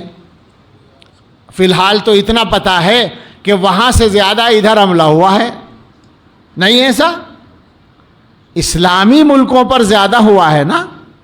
میں نے مانا کہ ان کی غلطی ہے کہ وہ امریکہ کے حامی ہیں، لیکن اسلامی اساسوں کا نقصان تو ہو رہا ہے۔ امریکی اساسوں کا آپ نقصان کرتے تو مان لیا جاتا، کیا اسلامی اساسوں کا نقصان نہیں ہو رہا ہے؟ دولت کا نقصان نہیں ہو رہا، مسلمانوں کی دولت کا۔ ان ساری چیزوں کو بھی چھوڑ دیں اور مان لیں کہ وہ جنگ کر رہا ہے، ایران امریکہ سے لڑ رہا، اسرائیل سے لڑ رہا، ماشاءاللہ بالکل ٹھیک، ہم ساتھ۔ ہم لوگ تو کچھ ضرورت سے زیادہ ہی ساتھ ہو گئے. یعنی واقعی اتنا ساتھ ہونے کی تو ضرورت بھی نہیں. اچھا کری کیا لیں گے اگر ساتھ ہوں گے, یا نہیں ساتھ ہوں گے تو کیا کر لیں گے, یہ بھی سمجھ میں نہیں آتا. لیکن چلیے ہم نے مانا کہ آپ حمایت کر رہے ہیں. کیوں کر رہے ہیں؟ اس لیے کہ وہ اسرائیل سے لڑ رہا ہے. میں نے یہ کہہ دیا ایک دو جگہ کہ بھائی اسرائیل سے تو شیطان بھی لڑے گا تو اس کا بھی ساتھ دے دیں گے. تو کچھ لوگوں نے یہ سمجھا کہ میں گویا کہ ایران کی حمایت میں بات کر رہا ہوں, اسرائیل کی مخالفت. تو بالکل ٹھیک ہے, اسرائیل کی مخالفت میں بات ہے, مگر یہ بتانا ہے کہ ایران کا ساتھ اس لیے دیا جا رہا ہے کہ وہ اسرائیل سے لڑ رہا ہے, اس لیے نہیں دیا جا رہا ہے کہ ایران کوئی اچھی طاقت ہے. صاف سن لیں بالکل, اس طرح اردو میں شاید ابھی کسی نے کہا نہیں ہوگا. ایران کو جو لوگ اسلامی طاقت سمجھتے ہیں وہ اپنے ذہن سے غلط فہمی دور کر لیں. وہاں طاقتیں تین ہیں, طاقتیں تین ہیں. ایک اسرائیل ہے جس کی پشت پر امریکہ ہے, اس کا منصوبہ گریٹر اسرائیل ہے. ایک طاقت ایران ہے, اس کا منصوبہ گریٹر ایران ہے. فاطمی خلافت کو زندہ کرنا ہے. اگر اس کو موقع مل جائے تو کیا خیال ہے آپ کا, اسلامی حکومت بنے گی یا شیعی حکومت بنے گی؟ سیدھی سادھی بالکل. اور ان کے یہاں یہ مقصد بڑی حد تک حاصل ہو چکا ہے. کتنے ملکوں پہ ان کا قبضہ ہے نا جناب. انہوں نے کیا کیا کر لیا, کچھ نہیں بگاڑ سکے آپ. اور آپ بھول گئے, انہوں نے ملک شام میں لاکھوں اہل سنت کا باقاعدہ قتل عام کرایا ہے. آپ بھول گئے. اور غزہ والوں کو کتنا بچا لیا؟ ایک کو بھی نہیں. خامخواہ کی باتیں. کتنے حملے ہوئے اسرائیل پر ایران کی طرف سے غزہ کے زمانے میں, سب بھول گئے. میری سمجھ میں نہیں آتا لوگوں کے سوچنے کا انداز کیا ہے. بس شیعوں کی حمایت کرنی ہے اتحاد کے نام پر. اللہ جانے شیعوں سے کیا محبت ہے. جو صحابہ کے دشمن ہیں ان سے تمہیں محبت کیوں ہوتی ہے؟ میرا سوال ہے یہ. سارے ان لوگوں سے جو اتحاد کے نام پر اس وقت باتیں بنا رہے ہیں, کرو حمایت ان کی, ان سے لکھوا کر دو, ان سے لکھواؤ ذمہ داری کے ساتھ کہ وہ ابو بکر صدیق رضی اللہ عنہ کو, عمر فاروق رضی اللہ عنہ کو, عثمان غنی رضی اللہ عنہ کو, عائشہ صدیقہ رضی اللہ عنہ کو مخلص صحابی اور مخلص مسلمان مانتے ہیں. قیامت تک وہ لکھ کر نہیں دیں گے. تم تجربہ کر لو, آزما لو. تم ان کے پیچھے پیچھے گھوم رہے ہو. میں نے یہ سن لیا یہاں آ کر, بھوپال کے اندر ہی ان کا آدمی آیا اور ہمارے مسلمان بھائی ان کے پیچھے گھومے. میں آپ سے کہتا ہوں, اس سے پوچھ لو تم, جو آپ یہاں آیا ان کا نمائندہ, اس سے پوچھو کہ ہم ابو بکر صدیق کو خلیفہ اول, خلیفہ برحق مانتے ہیں. اب بتاؤ ہم مسلمان ہیں تمہاری نظر میں یا نہیں؟ وہی پتہ چل جائے گا کہ تمہیں کیا سمجھتا ہے وہ. کس غلط فہمی میں ہیں آپ مسلمان سمجھ کر اتحاد کی بات کرتے ہیں. سیدھی بات ہے, رسول اللہ صلی اللہ علیہ وسلم نے معیار بتایا ہے ہدایت کا, ما انا علیہ و اصحابی. اس معیار پر آنا ہے یا کم سے کم اس کو ماننا ہے. میرا طریقہ اور میرے صحابہ کا طریقہ, جو اس طریقے کو اور اس معیار کو تسلیم ہی نہیں کرتے, ان سے اتحاد کا مطلب کیا ہے جناب عالی؟ آپ کے باپ کو کوئی گالیاں دے, آپ اس سے اتحاد کریں گے؟ تو صحابہ کی حیثیت باپ کے برابر بھی نہیں ہے کیا؟ ان کے ہاں باقاعدہ گالیاں عبادت سمجھ کر نہیں دی جاتی صحابہ کو؟ کیا ان کی کتابوں میں آج بھی نہیں لکھا ہوا ہے صحابہ کے بارے میں کیسی کیسی باتیں؟ سچی بات ہے کہ بیان کرنا مشکل ہوتا ہے. وہ جس مہدی کا انتظار کر رہے ہیں اس کے بارے میں انہوں نے لکھ رکھا ہے کہ امام مہدی آئیں گے اور حضرت عائشہ رضی اللہ عنہا کو قبر سے نکال کے سزا دیں گے, بدکاری کی سزا. وہ عائشہ صدیقہ طاہرہ المطہرہ جن کی پاکیزگی کو قرآن میں بیان کیا گیا, اور تم ان کے ساتھ اتحاد کی بات کرتے ہو. اچھا ایمان ہے, اچھے مسلمان ہیں. ہماری سمجھ میں نہیں آتا کہ یہ کون سا راستہ ہے جو لوگ اختیار کرتے ہیں۔ اتحاد جہاں ملت کی ضرورت ہو ہم بھی کرنا جانتے ہیں، لیکن ہم اتحاد کے موضوع پہ باتیں بنانا نہیں جانتے۔ صاف بات ہے، بالکل کر سکتے ہیں ہمیں معلوم ہے صحیح معنی میں جو لوگ اختلاف پیدا کرتے ہیں وہی اتحاد پر زیادہ تقریریں کیا کرتے ہیں، ہمیں خوب معلوم ہے، سب کے کردار معلوم ہے، لیکن ہماری تکلیف عام آدمیوں سے نہیں ہے، ہماری تکلیف صحابہ کے دشمنوں سے ہے۔ صحابہ کے دشمن کے ساتھ ہاتھ ملانے کا مطلب کیا بنے گا آخر؟ کیسے ان کا ساتھ دے سکیں گے؟ لا حول ولا قوت الا باللہ۔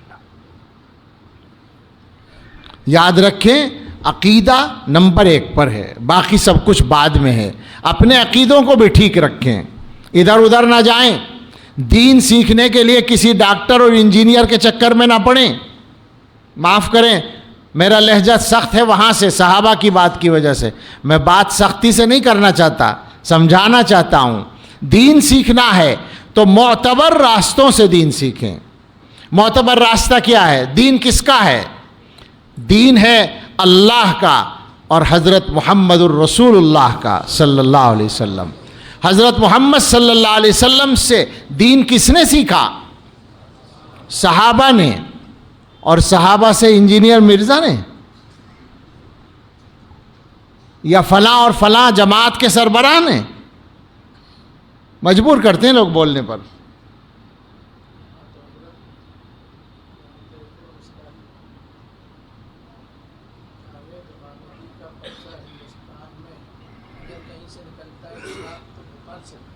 عجیب بات ہے، صحابہ سے یا حضور سے براہ راست جاوید غامدی صاحب نے دین سیکھا ہے؟ شاید کوئی بات ہے یہ؟ اچھی طرح اس کو سمجھ لیں، صحابہ سے تابعین نے سیکھا، تابعین سے تبع تابعین نے سیکھا، ان سے ان کے بعد والوں نے، ان سے ان کے بعد والوں نے۔ یہ دین کبھی بھی دنیا سے غائب نہیں ہوا، اس دین کی تفصیلات محفوظ طریقے پر ہر نسل کے پاس آتی رہی ہیں۔ اگر کوئی آدمی 1300 برس کے بعد، 1400 برس کے بعد کرسی پر بیٹھ کر یہ کہتا ہے کہ امت کے علماء نے دین کا صحیح مفہوم چھپایا یا نہیں سمجھا، اب میں تمہیں بتاتا ہوں دین کا صحیح مفہوم کیا ہے، تو اس سے بڑا گمراہ کوئی نہیں ہو سکتا۔ وہ حضرت محمد الرسول اللہ صلی اللہ علیہ وسلم کا باغی ہے۔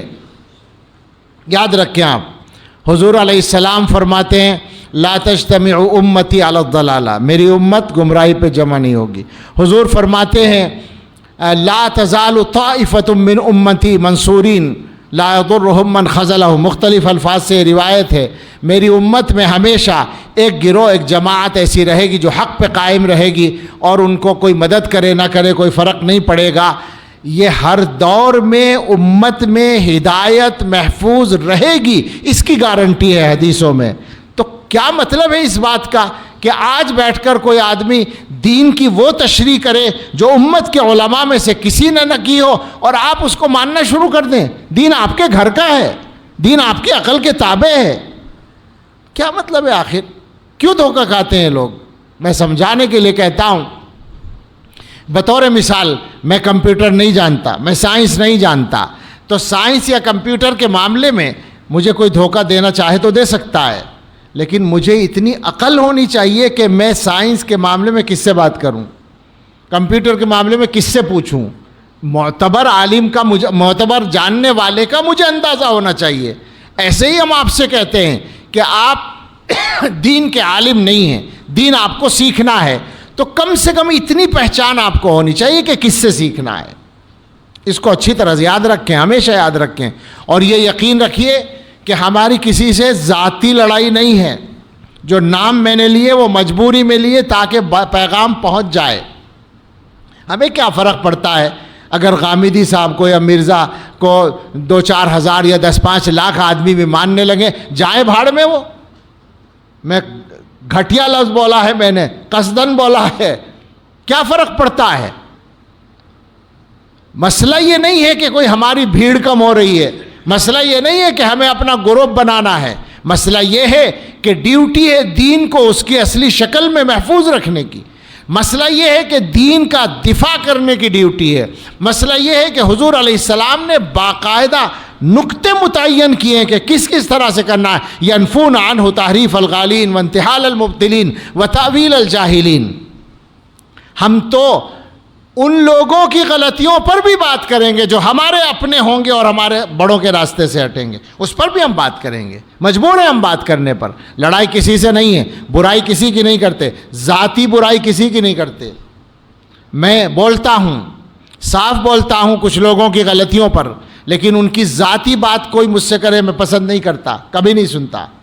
اس زمانے میں ہندوستان ہی کے اندر ایسے لوگ ہیں جو ہمارے حلقے کے ہیں یا ہمارے حلقے کے تھے ہی کہنا چاہیے اب، اور بڑوں کے راستے سے وہ ہٹ رہے ہیں تو ہم ان کی غلطیوں پر بھی بات کرتے ہیں۔ ایسا نہیں ہے کہ دور والوں ہی کی بات کرتے ہیں، مسئلہ یہ ہے کہ ڈیوٹی ہے یہ ہماری۔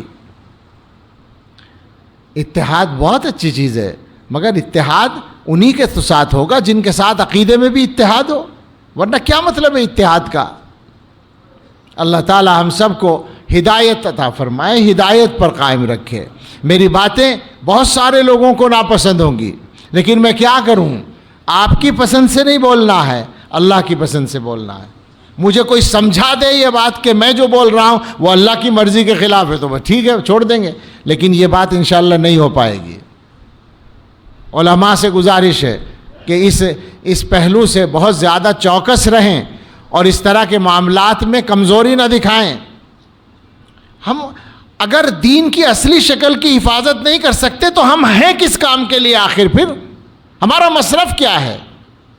ہم کس کام کے لیے دنیا میں ہیں؟ یوں تو کھانے پینے کے لیے سارے لوگ ہیں دنیا میں، اگر ہم بھی یہی کام کرتے رہیں، لوگوں کی غلطیوں پر خاموش رہا کریں، نہیں چلے گا جناب۔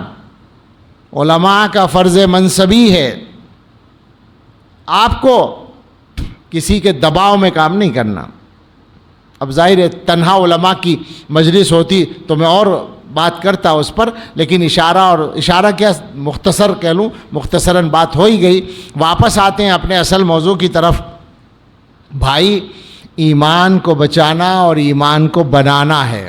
تبلیغی جماعت والے احباب بھی یہی کہتے ہیں کہ ایمان بنانا ہے، وہ ایمان بنانے ہی کے لیے تبلیغ کی محنت کرتے ہیں۔ اگر کسی کا ایمان بن جائے اور تقوی بن جائے تو کوئی بات نہیں، بالکل ٹھیک ہے، بہت اچھا ہے، مگر ہمارا تجربہ یہ ہے کہ جب تک وہاں بھی کوئی آدمی آپ کسی بڑے کو اپنا متعین بڑے کو نگراں نہ بنائیں، وہاں بھی فائدہ نہیں ہوتا۔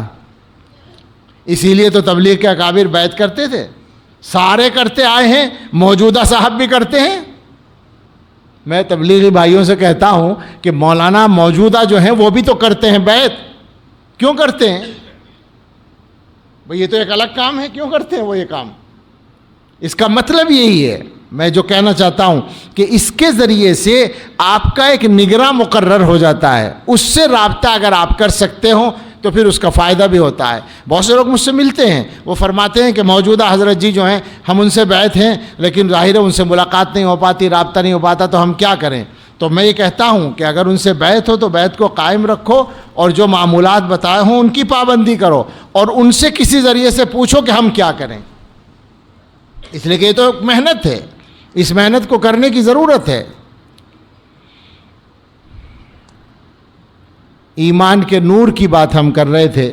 یہ نور ایمان جب دلوں کے اندر آ جاتا ہے تو آدمی بدل جاتا ہے۔ ہم آپ سے سچ کہتے ہیں، اللہ کے ذکر کی محنت، آپ سوچئے ذرا، دنیا کی چیزیں آدمی پڑھتا ہے تو اس کا اثر اس کی زندگی پر آ جاتا ہے۔ اللہ کا نام لے گا، زیادہ سے زیادہ لے گا، تو کیا آدمی کی زندگی پر اس کا اثر نہیں آئے گا؟ دلوں کے اندر ایک عجیب کیفیت الگ پیدا ہو جاتی ہے۔ جو لوگ ایمانداری سے ذکر کی محنت کر لیتے ہیں، وہ سلسلہ کوئی بھی ہو، سلسلوں کی مختصراً بات کروں تو ہمارے ہاں سلسلہ اصل نہیں، ہمارے ہاں اہل حق ہونا اصل ہے، ہمارے اکابر کے راستے پر ہونا اصل ہے۔ وہ کوئی سے بھی سلسلے سے آدمی تعلق رکھتا ہو، ان سب سے یہ بھی گزارش ہے کہ خدا کے واسطے غلو میں مبتلا نہ ہوں، بدعات کی طرف نہ جائیں، مبالغوں کی طرف نہ جائیں، زیادہ خوابوں کے چکر میں بھی نہ پڑیں۔ ہمارے حضرت کی عادت تھی، ان کو کوئی خواب سناتا تھا تو اخلاقاً سن لیتے تھے اور پھر جلدی سے کہتے تھے بہت نرم لہجے میں کہ خوابوں کے شہزادے نہ بنے، کام کریں. اکثر یہی بولتے تھے، بس یہی جملہ تھا کہ خوابوں کے شہزادے نہ بنے، محنت کریں، کام کریں. ایک دفعہ ایک آدمی نے اپنے بہت سارے خواب جن میں حضرت بھی شامل ہیں اور بڑی بشارتیں اس میں حضرت کے لیے، وہ 5-7 خواب اس نے مجھے لکھ کر دے دیے کہ حضرت تک پہنچا دو. حضرت تک پہنچایا تو حضرت نے دیکھ کے کہا کہ ہم اس آدمی کو معتبر نہیں مانتے. وہ پہلے سے تیار تھے اس کے لیے، نہیں مانتے. تو کام اصل ہے، محنت اصل ہے، محنت کرنے کی ضرورت ہے. اور وہ سارے لوگ جو یہاں، ظاہر ہے کہ اس وقت یہ جو مجمع ہے یہ مختلف طبقات کا مجمع ہے، اس میں مدرسوں کے لوگ بھی ہیں، اس میں کالجز کے لوگ بھی ہیں اور کاروباری لوگ بھی ہیں، ہر لائن کے لوگ ہیں. تو سچی بات یہ ہے کہ دنیا کے جتنے کام ہیں وہ سارے اپنی جگہ کرنے ہیں، لیکن اصل فکر تو آخرت ہی کی کرنی ہے. اللہ تعالیٰ سے ہمارا ایسا تعلق ہو، ایسا مضبوط تعلق ہو کہ ہمیں اللہ کی یاد برائیوں سے بچا سکے، گناہوں سے بچا سکے. یہ جو قصے ہیں، یہ جو واقعات ہیں برائیوں سے بچنے کے، آج کے زمانے میں بھی اللہ تعالیٰ توفیق دیتے ہیں. اس مجمع میں بھی ایسے لوگ موجود ہوں گے، میرے جاننے والوں میں ایسے نوجوان موجود ہیں. ایک دفعہ میری مجلس میں ایک صاحب آئے، یعنی اسٹوڈنٹ وہ ایک یونیورسٹی کے، انہوں نے بتایا کہ میں اس حال میں آیا کہ میرے پاس ایک لڑکی کے میسج آ رہے تھے. اس نے پوچھا آج رات میں کہاں ہو؟ تو میں نے بتایا کہ ایک مجلس ہے وہاں جا رہا ہوں. اس نے کہا کس چکر میں پڑے، آج ہمارے ساتھ آؤ اور رات میں ساتھ رہیں گے. اور ترغیب دینے کے لیے اپنے گندے فوٹو بھی اس نے ڈال دیے. اتنی کھلی دعوت بدکاری کی مل رہی ہے اور آدمی اس کو چھوڑ کے نظر انداز کر کے دینی مجلس میں آ رہا ہے. آسان بات تو نہیں ہے، مگر یہ کریکٹر، یہ کردار ہے ہمارے نوجوانوں میں ابھی، لیکن زیادہ نہیں ہے.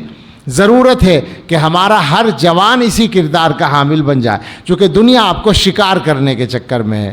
ہماری تعداد تو ویسے ہی کم ہے اہل ایمان کی، اور پھر اس میں سے شکار ہو کر دوسری طرف چلے جائیں تو بڑا نقصان ہو جائے گا. اور یہ بات اچھی طرح سمجھ لیں کہ جب تک یہ محنت صحیح طور پر نہیں ہوگی تو دنیا کے مسئلے بھی حل نہیں ہوں گے. آج کے زمانے میں اس ملک کے اندر مسلمانوں میں یہ موضوع چھیڑنا نہیں چاہتا تھا مگر آ گیا تو کہتا ہوں، ایک دوسرے کو نقصان پہنچانے کا جو مزاج ہے، اور اردو میں کہوں مخبری کرنے کا جو مزاج ہے، نہیں ہے.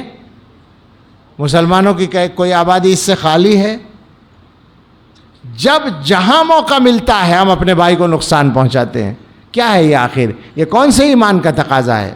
ہم کسی کی غیر قانونی چیز کی حمایت نہیں کرتے، پکی بات ہے، لیکن اس طرح سے کسی کو نقصان پہنچانے کے لیے غلط طریقے سے کسی کو پھنسانے کی کوشش، یعنی حالت یہ ہے کہ ایک مدرسے کے بقرعید کے کتابچے میں قربانی کے مسائل چھپے. اس میں یہ تھا کہ چھوٹا جانور جیسے بکری اور بھیڑ، اس میں ایک قربانی ایک آدمی کی ہوتی ہے، اور بڑا جانور جیسے گائے، بیل، بھینس وغیرہ، اونٹ وغیرہ، ان میں 7 کی قربانی ہوتی ہے. اس کتابچے کو مسلمان بھائیوں نے لے جا کے پیش کر دیا کہ یہ گائے کی قربانی کی ترغیب دے رہے ہیں. جیل میں گئے محتمم صاحب. جی تو یہ جو حال ہے، آپ مجھے ایمانداری سے بتائیے، وہ اب اردو ہی میں بولنا ہے، تبلیغی جماعت کے صاحب ہوں یا مدرسے کے صاحب ہوں یا کسی کالج اور اسکول کے صاحب ہوں، جب ذاتی لڑائی کسی سے ہوتی ہے تو کیا پورے انصاف پہ قائم رہتے ہیں؟ پہچان تو وہاں ہوگی نا. ویسے تو ہم سب دیندار ہیں، ویسے تو ہم سب کے ہاتھوں میں تسبیح ہے، مسواک ہے، رومال ہے، سب کچھ ہے.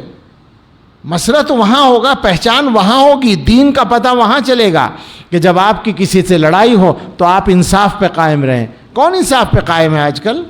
مظلوم بھی انصاف پہ قائم نہیں ہے. یعنی اگر کسی لڑکی کے ساتھ سسرال میں ظلم ہوتا ہے تو لڑکی والے جب کیس کرتے ہیں لڑکے والوں کے خلاف تو کیا انصاف پہ قائم رہتے ہیں؟ ستایا ہے شوہر نے اور اس کی بہن جس کی شادی ہو چکی ہے اس کا نام پہلے لکھواتے ہیں تاکہ پریشان ہوں. یہ انصاف تو نہیں ہے نا. سمجھیں، معاشرے کو بدلنا پڑے گا. معاشرے کو بدلنے کے لیے اپنے آپ کو بدلنا پڑے گا. اپنے آپ کو بدلنا باتوں سے نہیں ہوتا، تقریروں سے نہیں ہوتا، بیانات سے نہیں ہوتا، بلکہ یکسوئی کے ساتھ محنت کرنے سے ہوتا ہے۔ اس محنت کا ارادہ کریں۔ اللہ تعالی ہمیں سب کو توفیق دے، ہمارے دلوں کو اللہ تعالیٰ بدل دے، دلوں کے اندر ایمان بھی اعلیٰ درجے کا اور تقوی بھی اعلیٰ درجے کا اللہ ہمیں عطا فرما دے، اور زندگی ہمیں شریعت و سنت کے مطابق گزارنا آسان فرما دے۔ آمین۔ وآخر دعوانا ان الحمد للہ رب العالمین۔ اب توبہ کے کلمات پڑھ لیے جائیں۔ کچھ احباب ایسے ہیں جو بیعت کے ارادے سے آئے ہیں، مجھے معلوم ہے، وہ بیعت کر لیں، بیعت کی نیت کر لیں۔ اگر کسی دوسرے شیخ سے بیعت ہیں اور وہ شیخ موجود ہیں، حیات ہیں، تو ایسے لوگ نہ بدلیں، اپنے سابق شیخ سے وابستہ رہیں، بلکہ یہ گزارش ہے کہ تازہ کریں، تعلق کو مضبوط کریں اور ان سے فائدہ اٹھائیں۔ یاد رکھیں، اہل حق میں جتنے بھی مشائخ ہیں، ان میں سے جس سے بھی آپ کا رابطہ واسطہ ہے ان سے فائدہ ہوگا، بشرطے کہ آپ کا ارادہ ہو فائدہ اٹھانے کا، خالی برکت کے لیے نہ ہو۔ آج کل یہ بڑا مسئلہ ہے کہ بیعت ہو گئے، پتہ چلا 3 سال پہلے بیعت ہوئے تھے، کوئی رابطہ نہیں، برکت بس خالی برکت ہو رہی کہ فلاں سے بیعت ہیں۔ یہ مناسب نہیں ہے، اس میں آپ کا اپنا نقصان ہوتا ہے۔ تو علماء سے رابطہ رکھیے، اہل اللہ سے رابطہ رکھیے۔ میں تو یہ سمجھتا ہوں کہ بھوپال اتنا بڑا شہر ہے، یہاں خود مشائخ موجود ہیں الحمدللہ، باوجود ہے کہ تصوف سے بہت سے لوگ بیزار ہیں، اس کے باوجود مشائخ موجود ہیں، اہل نسبت موجود ہیں۔ اور شاہ یعقوب صاحب رحمۃ اللہ علیہ کے شہر میں بھی تصوف سے بیزاری چلے گی؟ بری بات ہے، غلط بات ہے۔ وہ تو کیسے پاکیزہ لوگ تھے اور کیسے دلوں کو بدلنے والے لوگ تھے، ایک پوری تاریخ ہے آپ کے اس شہر کی۔ تو اس لیے آئیے، واپس آئیے اپنے راستے کی طرف۔ اور یہ میں عرض کر دوں کہ جو آدمی جتنی محنت کرے گا اتنا زیادہ اس کو حاصل ہو جائے گا۔ یہاں کوئی دکھاوے سے، رپورٹ کرنے سے، دوستی کرنے سے کچھ نہیں ہوتا، محنت کرنے سے ہوتا ہے، اصل وہی ہے۔ ہمارے حضرت کے یہاں تو بہت قصے ہوتے تھے۔ ایک ملیشیا میں ایک صاحب نے ایک خلیفہ سے کہا حضرت کے کہ بھئی حضرت سے ملاقات تو ہو نہیں پاتی اور پہچانتے بھی نہیں حضرت، کیا کریں؟ تو انہوں نے کہا محنت جاری رکھو، تمہیں توجہ ملے گی۔ حضرت کی ملاقات کے انتظار میں 50-60 آدمی ایک حال میں بیٹھے تھے۔ حضرت داخل ہوئے، کرسی پر بیٹھے اور یوں نظر ڈالی اور اسی آدمی کو اشارہ کر کے قریب بلایا جو یہ کہہ رہا تھا کہ چونکہ وہ محنت کر رہا تھا تو اسے مل گیا موقع۔ تو اور پھر اصل مسئلہ وہ نہیں ہے کہ صاحب شیخ کو کشف ہو جائے گا، اصل مسئلہ یہ ہے کہ فائدہ محنت سے دینے والے تو اللہ تعالیٰ ہے نا، اللہ تعالیٰ کو تو پہلے ہی سے پتہ رہتا ہے سب کچھ۔ تو ایمانداری سے محنت کریں، صحیح معنی میں سلوک کی جو محنت ہے، ہر چیز میں ایمانداری کی ضرورت ہے، اور یہاں تو خاص طور سے ہے۔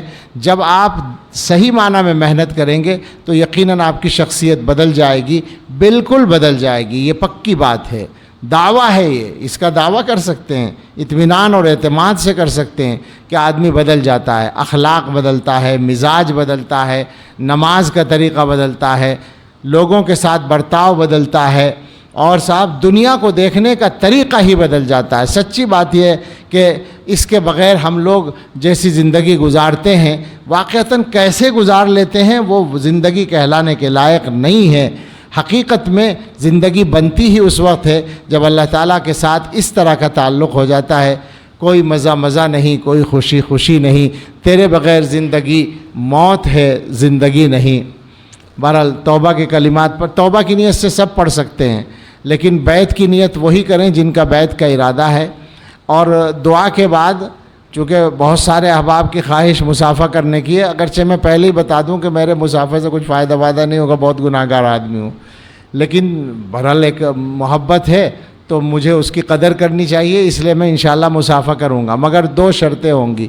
ایک تو آواز بالکل نہ ہو، اور یہ ہمیشہ کے لیے طے کر لیں کہ مسجد میں آواز بلند نہیں کرنی، ہر مسجد میں، کسی بھی مسجد میں آواز نہ ہو، شور نہ ہو، اور ایک ترتیب سے ہو، وہ ہم بنا دیں گے، ایک طرف سے آئیں گے، ایک طرف سے چلے جائیں گے، تو آسانی سے سب کا مسافہ ہو جائے گا۔ پھر جو لوگ بیعت ہوئے ہیں اب یا پہلے سے ہیں، ان لوگوں سے مسافے کے بعد میں ملاقات کروں گا، جو اس کے بعد صرف وہی لوگ آئیں جو سالکین ہیں، تو ان سے مختصر ملاقات انفرادی ہر ایک سے کر لیں گے، اس میں جیسا جس کے سبق سے متعلق بات ہوگی وہ ہو جائے گی انشاءاللہ تعالی۔ اور صبح کو اب اس کے بعد آرام کرنا ہے، جو لوگ یہاں قیام کریں گے وہ آرام کریں۔ تہجد میں انشاءاللہ اٹھنا ہوگا، شاید 4:23 پر صبح صادق ہے، تو کوشش کریں 3:30 بجے اٹھ جائیں، 3:45 تک، اور 4 تک تہجد سے فارغ ہو جائیں۔ اس کے بعد کوشش کریں گے صحت طبیعت ٹھیک رہے تو تھوڑی دیر بیٹھ کر دعا کر لیں گے قبولیت کے وقت میں ختم خواجگان پڑھ کے، اور پھر فجر کے بعد تھوڑی دیر پھر بیان ہوگا اور اختتامی دعا ہوگی انشاءاللہ تعالی۔ یہ ترتیب ہے۔ بسم اللہ الرحمن الرحیم۔ لا الہ الا اللہ محمد الرسول اللہ صلی اللہ علیہ وسلم۔ آمنت باللہ وملائکتہ وکتبہ ورسلہ والیوم الآخر والقدر خیرہ وشرہ من اللہ تعالی والبعث بعد الموت۔ آمنت باللہ کما ہوا باسمائہ وصفاتہ وقبلت جمیع احکامہ اقرار باللسان وتصدیق بالقلب۔ اشہد ان لا الہ الا اللہ واشہد ان محمدا عبدہ ورسولہ۔ استغفر اللہ ربی من کل ذنب واتوب الیہ۔ جن حضرات نے بیعت کی نیت کی ہے وہ چند معمولات سمجھ لیں، مگر معمولات کو معمولی نہ سمجھیں، بہت ضروری سمجھ کر کریں، انشاءاللہ فائدہ ہو جائے گا۔ 3 چیزیں تو پڑھنے کی ہیں: استغفار، درود شریف، قرآن شریف۔ یہ نہ سمجھیں کہ یہ تو سب کو پتہ ہے، کوئی خاص بات نہیں بتائی۔ اللہ کا نظام یہ ہے کہ جو سب سے زیادہ خاص بات ہوتی ہے اس کو عام کر دیتے ہیں، یعنی ضرورت کی چیز جو ہوتی ہے، جیسے پانی کو عام کر دیا، ہوا کو عام کر دیا، تو استغفار اور درود شریف ہر مسلمان کے کام کی چیز ہے، سب کو پتہ ہے۔ قرآن کریم سب کو معلوم ہے، کوئی راز نہیں، کوئی چھپا ہوا نہیں۔ شیعوں کے یہاں قرآن بھی چھپا ہوا ہے، یاد رکھنا۔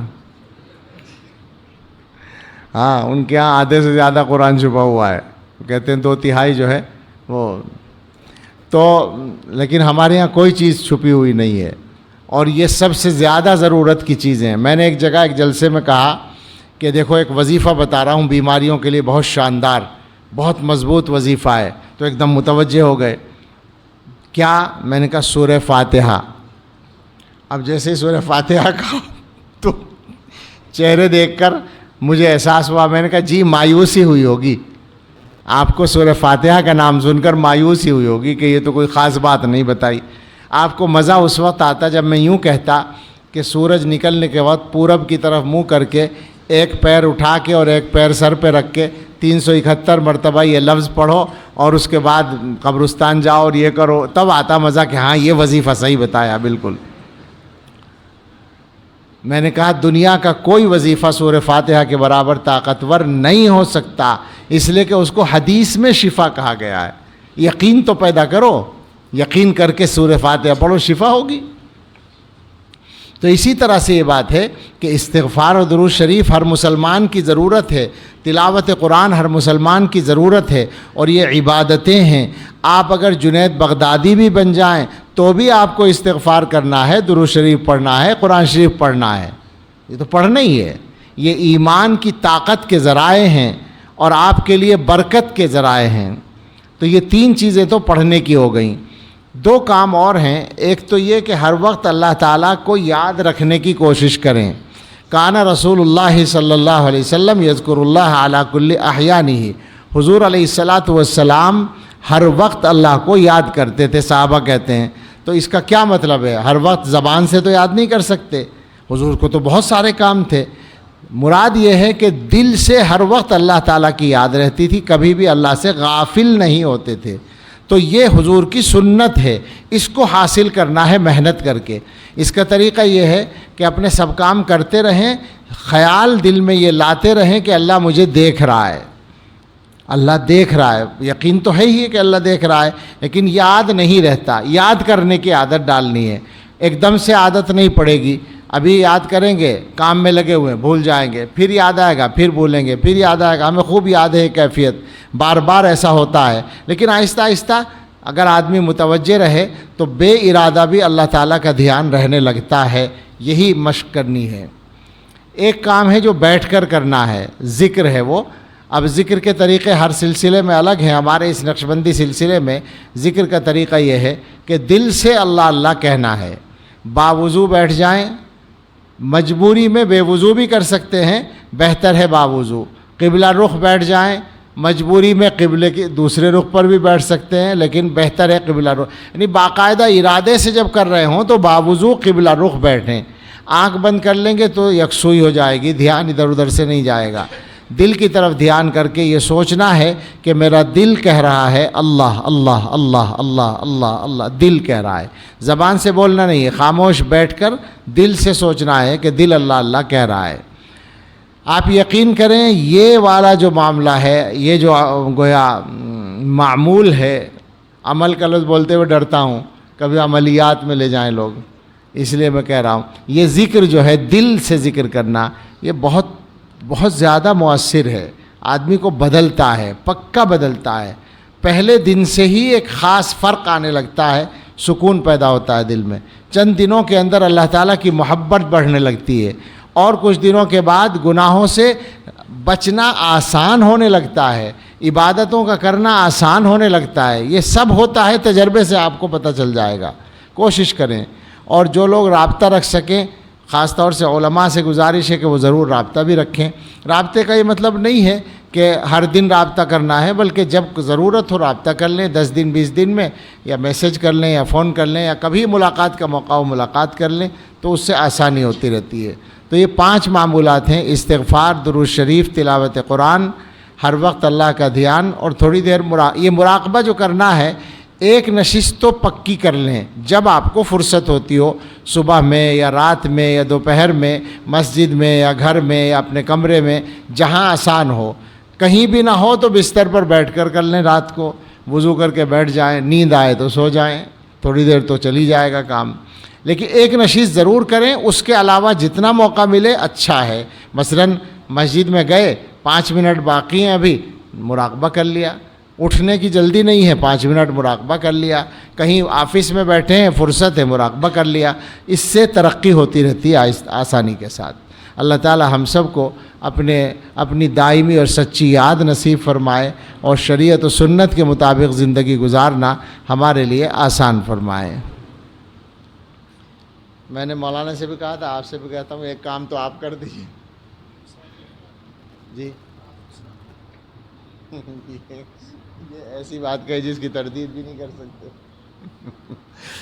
تو دعا کر لی جائے، اور دعا کے بعد میں نے پہلے ہی کہہ دیا ہے کہ مسافہ کریں گے انشاءاللہ، اور جو بیعت ہوئے ہیں وہ لوگ مسافے کے بعد مل لیں، اور جو پرانے بیعت والے ہیں وہ بعد میں ملیں، پرانوں کا نمبر بعد میں ہے، نئے سے پہلے ملیں گے انشاءاللہ۔ وہ بھی لائن سے ترتیب سے آ جائیں گے تو آسانی ہوگی۔ سبحان ربی العلی الاعلی الوہاب، اللہم صلی علی سیدنا محمد وآلہ واصحابہ وبارک وسلم۔ یا رب لک الحمد کما ینبغی لجلال وجہک وعظیم سلطانک، اللہم لک الحمد حمدا دائما مع دوامک، ولک الحمد حمدا خالدا مع خلودک، ولک الحمد حمدا لا منتہى له دون مشیتک، ولک الحمد حمدا لا يريد قائلہ الا رضاک، ولک الحمد حتى ترضى، ولک الحمد اذا رضیت، انت اہل التقوى واہل المغفرہ۔ ربنا آتنا فی الدنیا حسنۃ وفی الآخرۃ حسنۃ وقنا عذاب النار۔ ربنا لا تزغ قلوبنا بعد اذ ہدیتنا وہب لنا من لدنک رحمۃ انک انت الوہاب۔ ربنا هب لنا من ازواجنا وذریاتنا قرۃ اعین واجعلنا للمتقین اماما۔ اے اللہ، ہم آپ کے کچھ بندے یہاں جمع ہیں، اللہ ہمارے جمع ہونے کا مقصد توبہ کرنا تھا، ہمارے جمع ہونے کا مقصد یہ تھا کہ ہم آپ کی محبت حاصل کریں۔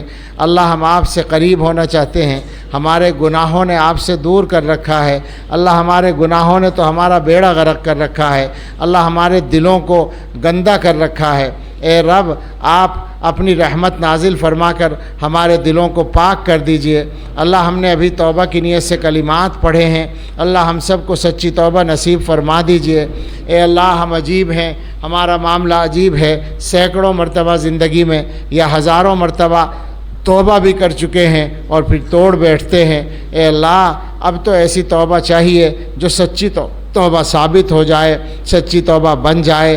اللہ آپ کی ذات عظیم ہے، ہم تو بڑے کمزور ہیں، نفس و شیطان کا مقابلہ ہم سے نہیں ہوتا۔ اللہ آپ کی طاقت بڑی طاقت ہے، اللہ ہمیں ان دونوں کے مقابلے کی طاقت عطا فرما دیجئے۔ اللہ تقوی کی زندگی گزارنا آسان فرما دیجئے۔ اے اللہ یہ پورا مجمع جو جمع ہوا دین کے لیے جمع ہوا، اللہ اپنے فضل سے اس جمع ہونے کو قبول فرما کر ہم سب کے لیے نافع بنا دیجئے۔ اے اللہ زندگیوں میں تبدیلی کا ذریعہ بنا دیجئے۔ اے اللہ اس گناہگار کے لیے بھی تقوی حاصل ہونے کا ذریعہ بنا دیجئے۔ اے اللہ ہم آپ کا کلمہ پڑھنے والے لوگ ہیں، ہمیں معلوم ہے کہ ہم سے اس کا حق ادا نہیں ہوتا، مگر اے رب یہ بات پکی ہے کہ ہم آپ ہی کو رب مانتے ہیں اور آپ کے علاوہ کسی کو رب نہیں مانتے۔ اللہ ہم آپ ہی سے مانگتے ہیں، آپ کے علاوہ کسی سے نہیں مانگتے اور کسی سے مانگنا چاہتے بھی نہیں۔ اے اللہ ہم آپ کے در کے بھکاری ہیں، ہم کسی اور در کا بھکاری بننا نہیں چاہتے۔ اے اللہ ہمیں یہ بھی خبر ہے کہ دنیا ہماری بات پر کان دھرنے والی نہیں ہے۔ اے اللہ دنیا والے ہمیں کچھ دینے والے نہیں ہیں۔ اے اللہ جو کچھ ملے گا آپ کے در سے ملے گا، آپ کی بارگاہ سے ملے گا۔ اے اللہ اپنے فضل سے ہم سب کو، ہمارے گھر والوں کو، ہمارے بچوں کو، متعلقین کو، سب کو اللہ تقوی عطا فرما دیجئے۔ اے اللہ سب کو رزق کی برکت عطا فرما دیجئے۔ اللہ سب کو امن و سکون والی زندگی عطا فرما دیجئے۔ اے اللہ ہم آپ کے بندے ہیں، بے شک بہت گندے ہیں مگر آپ کے بندے ہیں، اللہ ہمیں اپنے اچھے بندوں میں شامل فرما لیجئے۔ اے اللہ ہمارے مسلمان بھائی آج کل طرح طرح کے فتنوں کا شکار ہیں، اللہ ایمان و عقیدے پر حملے ہو رہے ہیں۔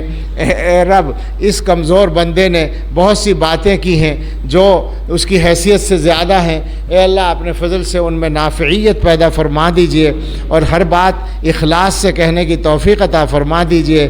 اے اللہ ہم سبھی کو حق پر قائم رہنا آسان فرما دیجئے۔ اللہ اہل باطل سے ہماری حفاظت فرمائیے، اللہ ہماری اور ہمارے بچوں اور نسلوں کی ہر فتنے سے حفاظت فرمائیے۔ اللہ ایمان و یقین کی قوت عطا فرمائیے۔ اے اللہ تقوی کی دولت عطا فرمائیے۔ اللہ جسمانی اور روحانی بیماریوں سے شفا دے دیجئے۔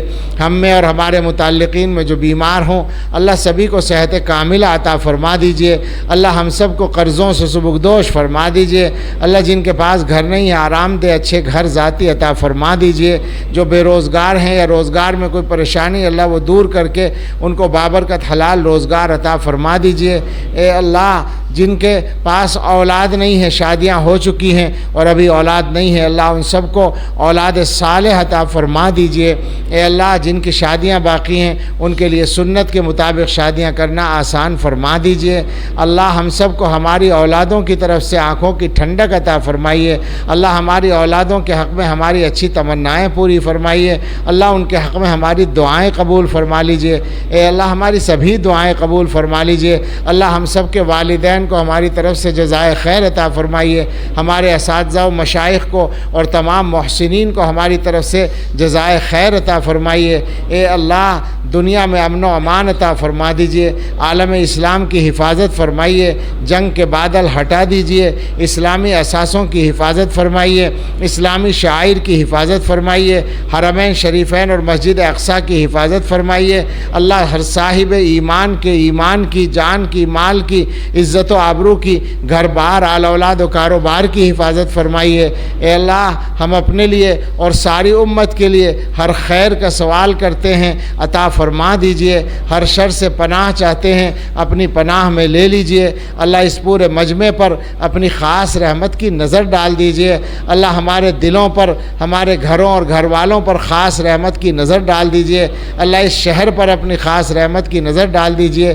اللہ ہمارے جو احباب جمع ہوئے یا جن احباب نے مجلس کے لیے محنت کی، قربانی دی، وقت خرچ کیا یا اور طرح سے تعاون کیا، اللہ اپنے فضل سے اس کا ان کو بہترین بدلہ عطا فرمائیے، اس کے بدلے میں ان کو اپنی سچی محبت عطا فرمائیے۔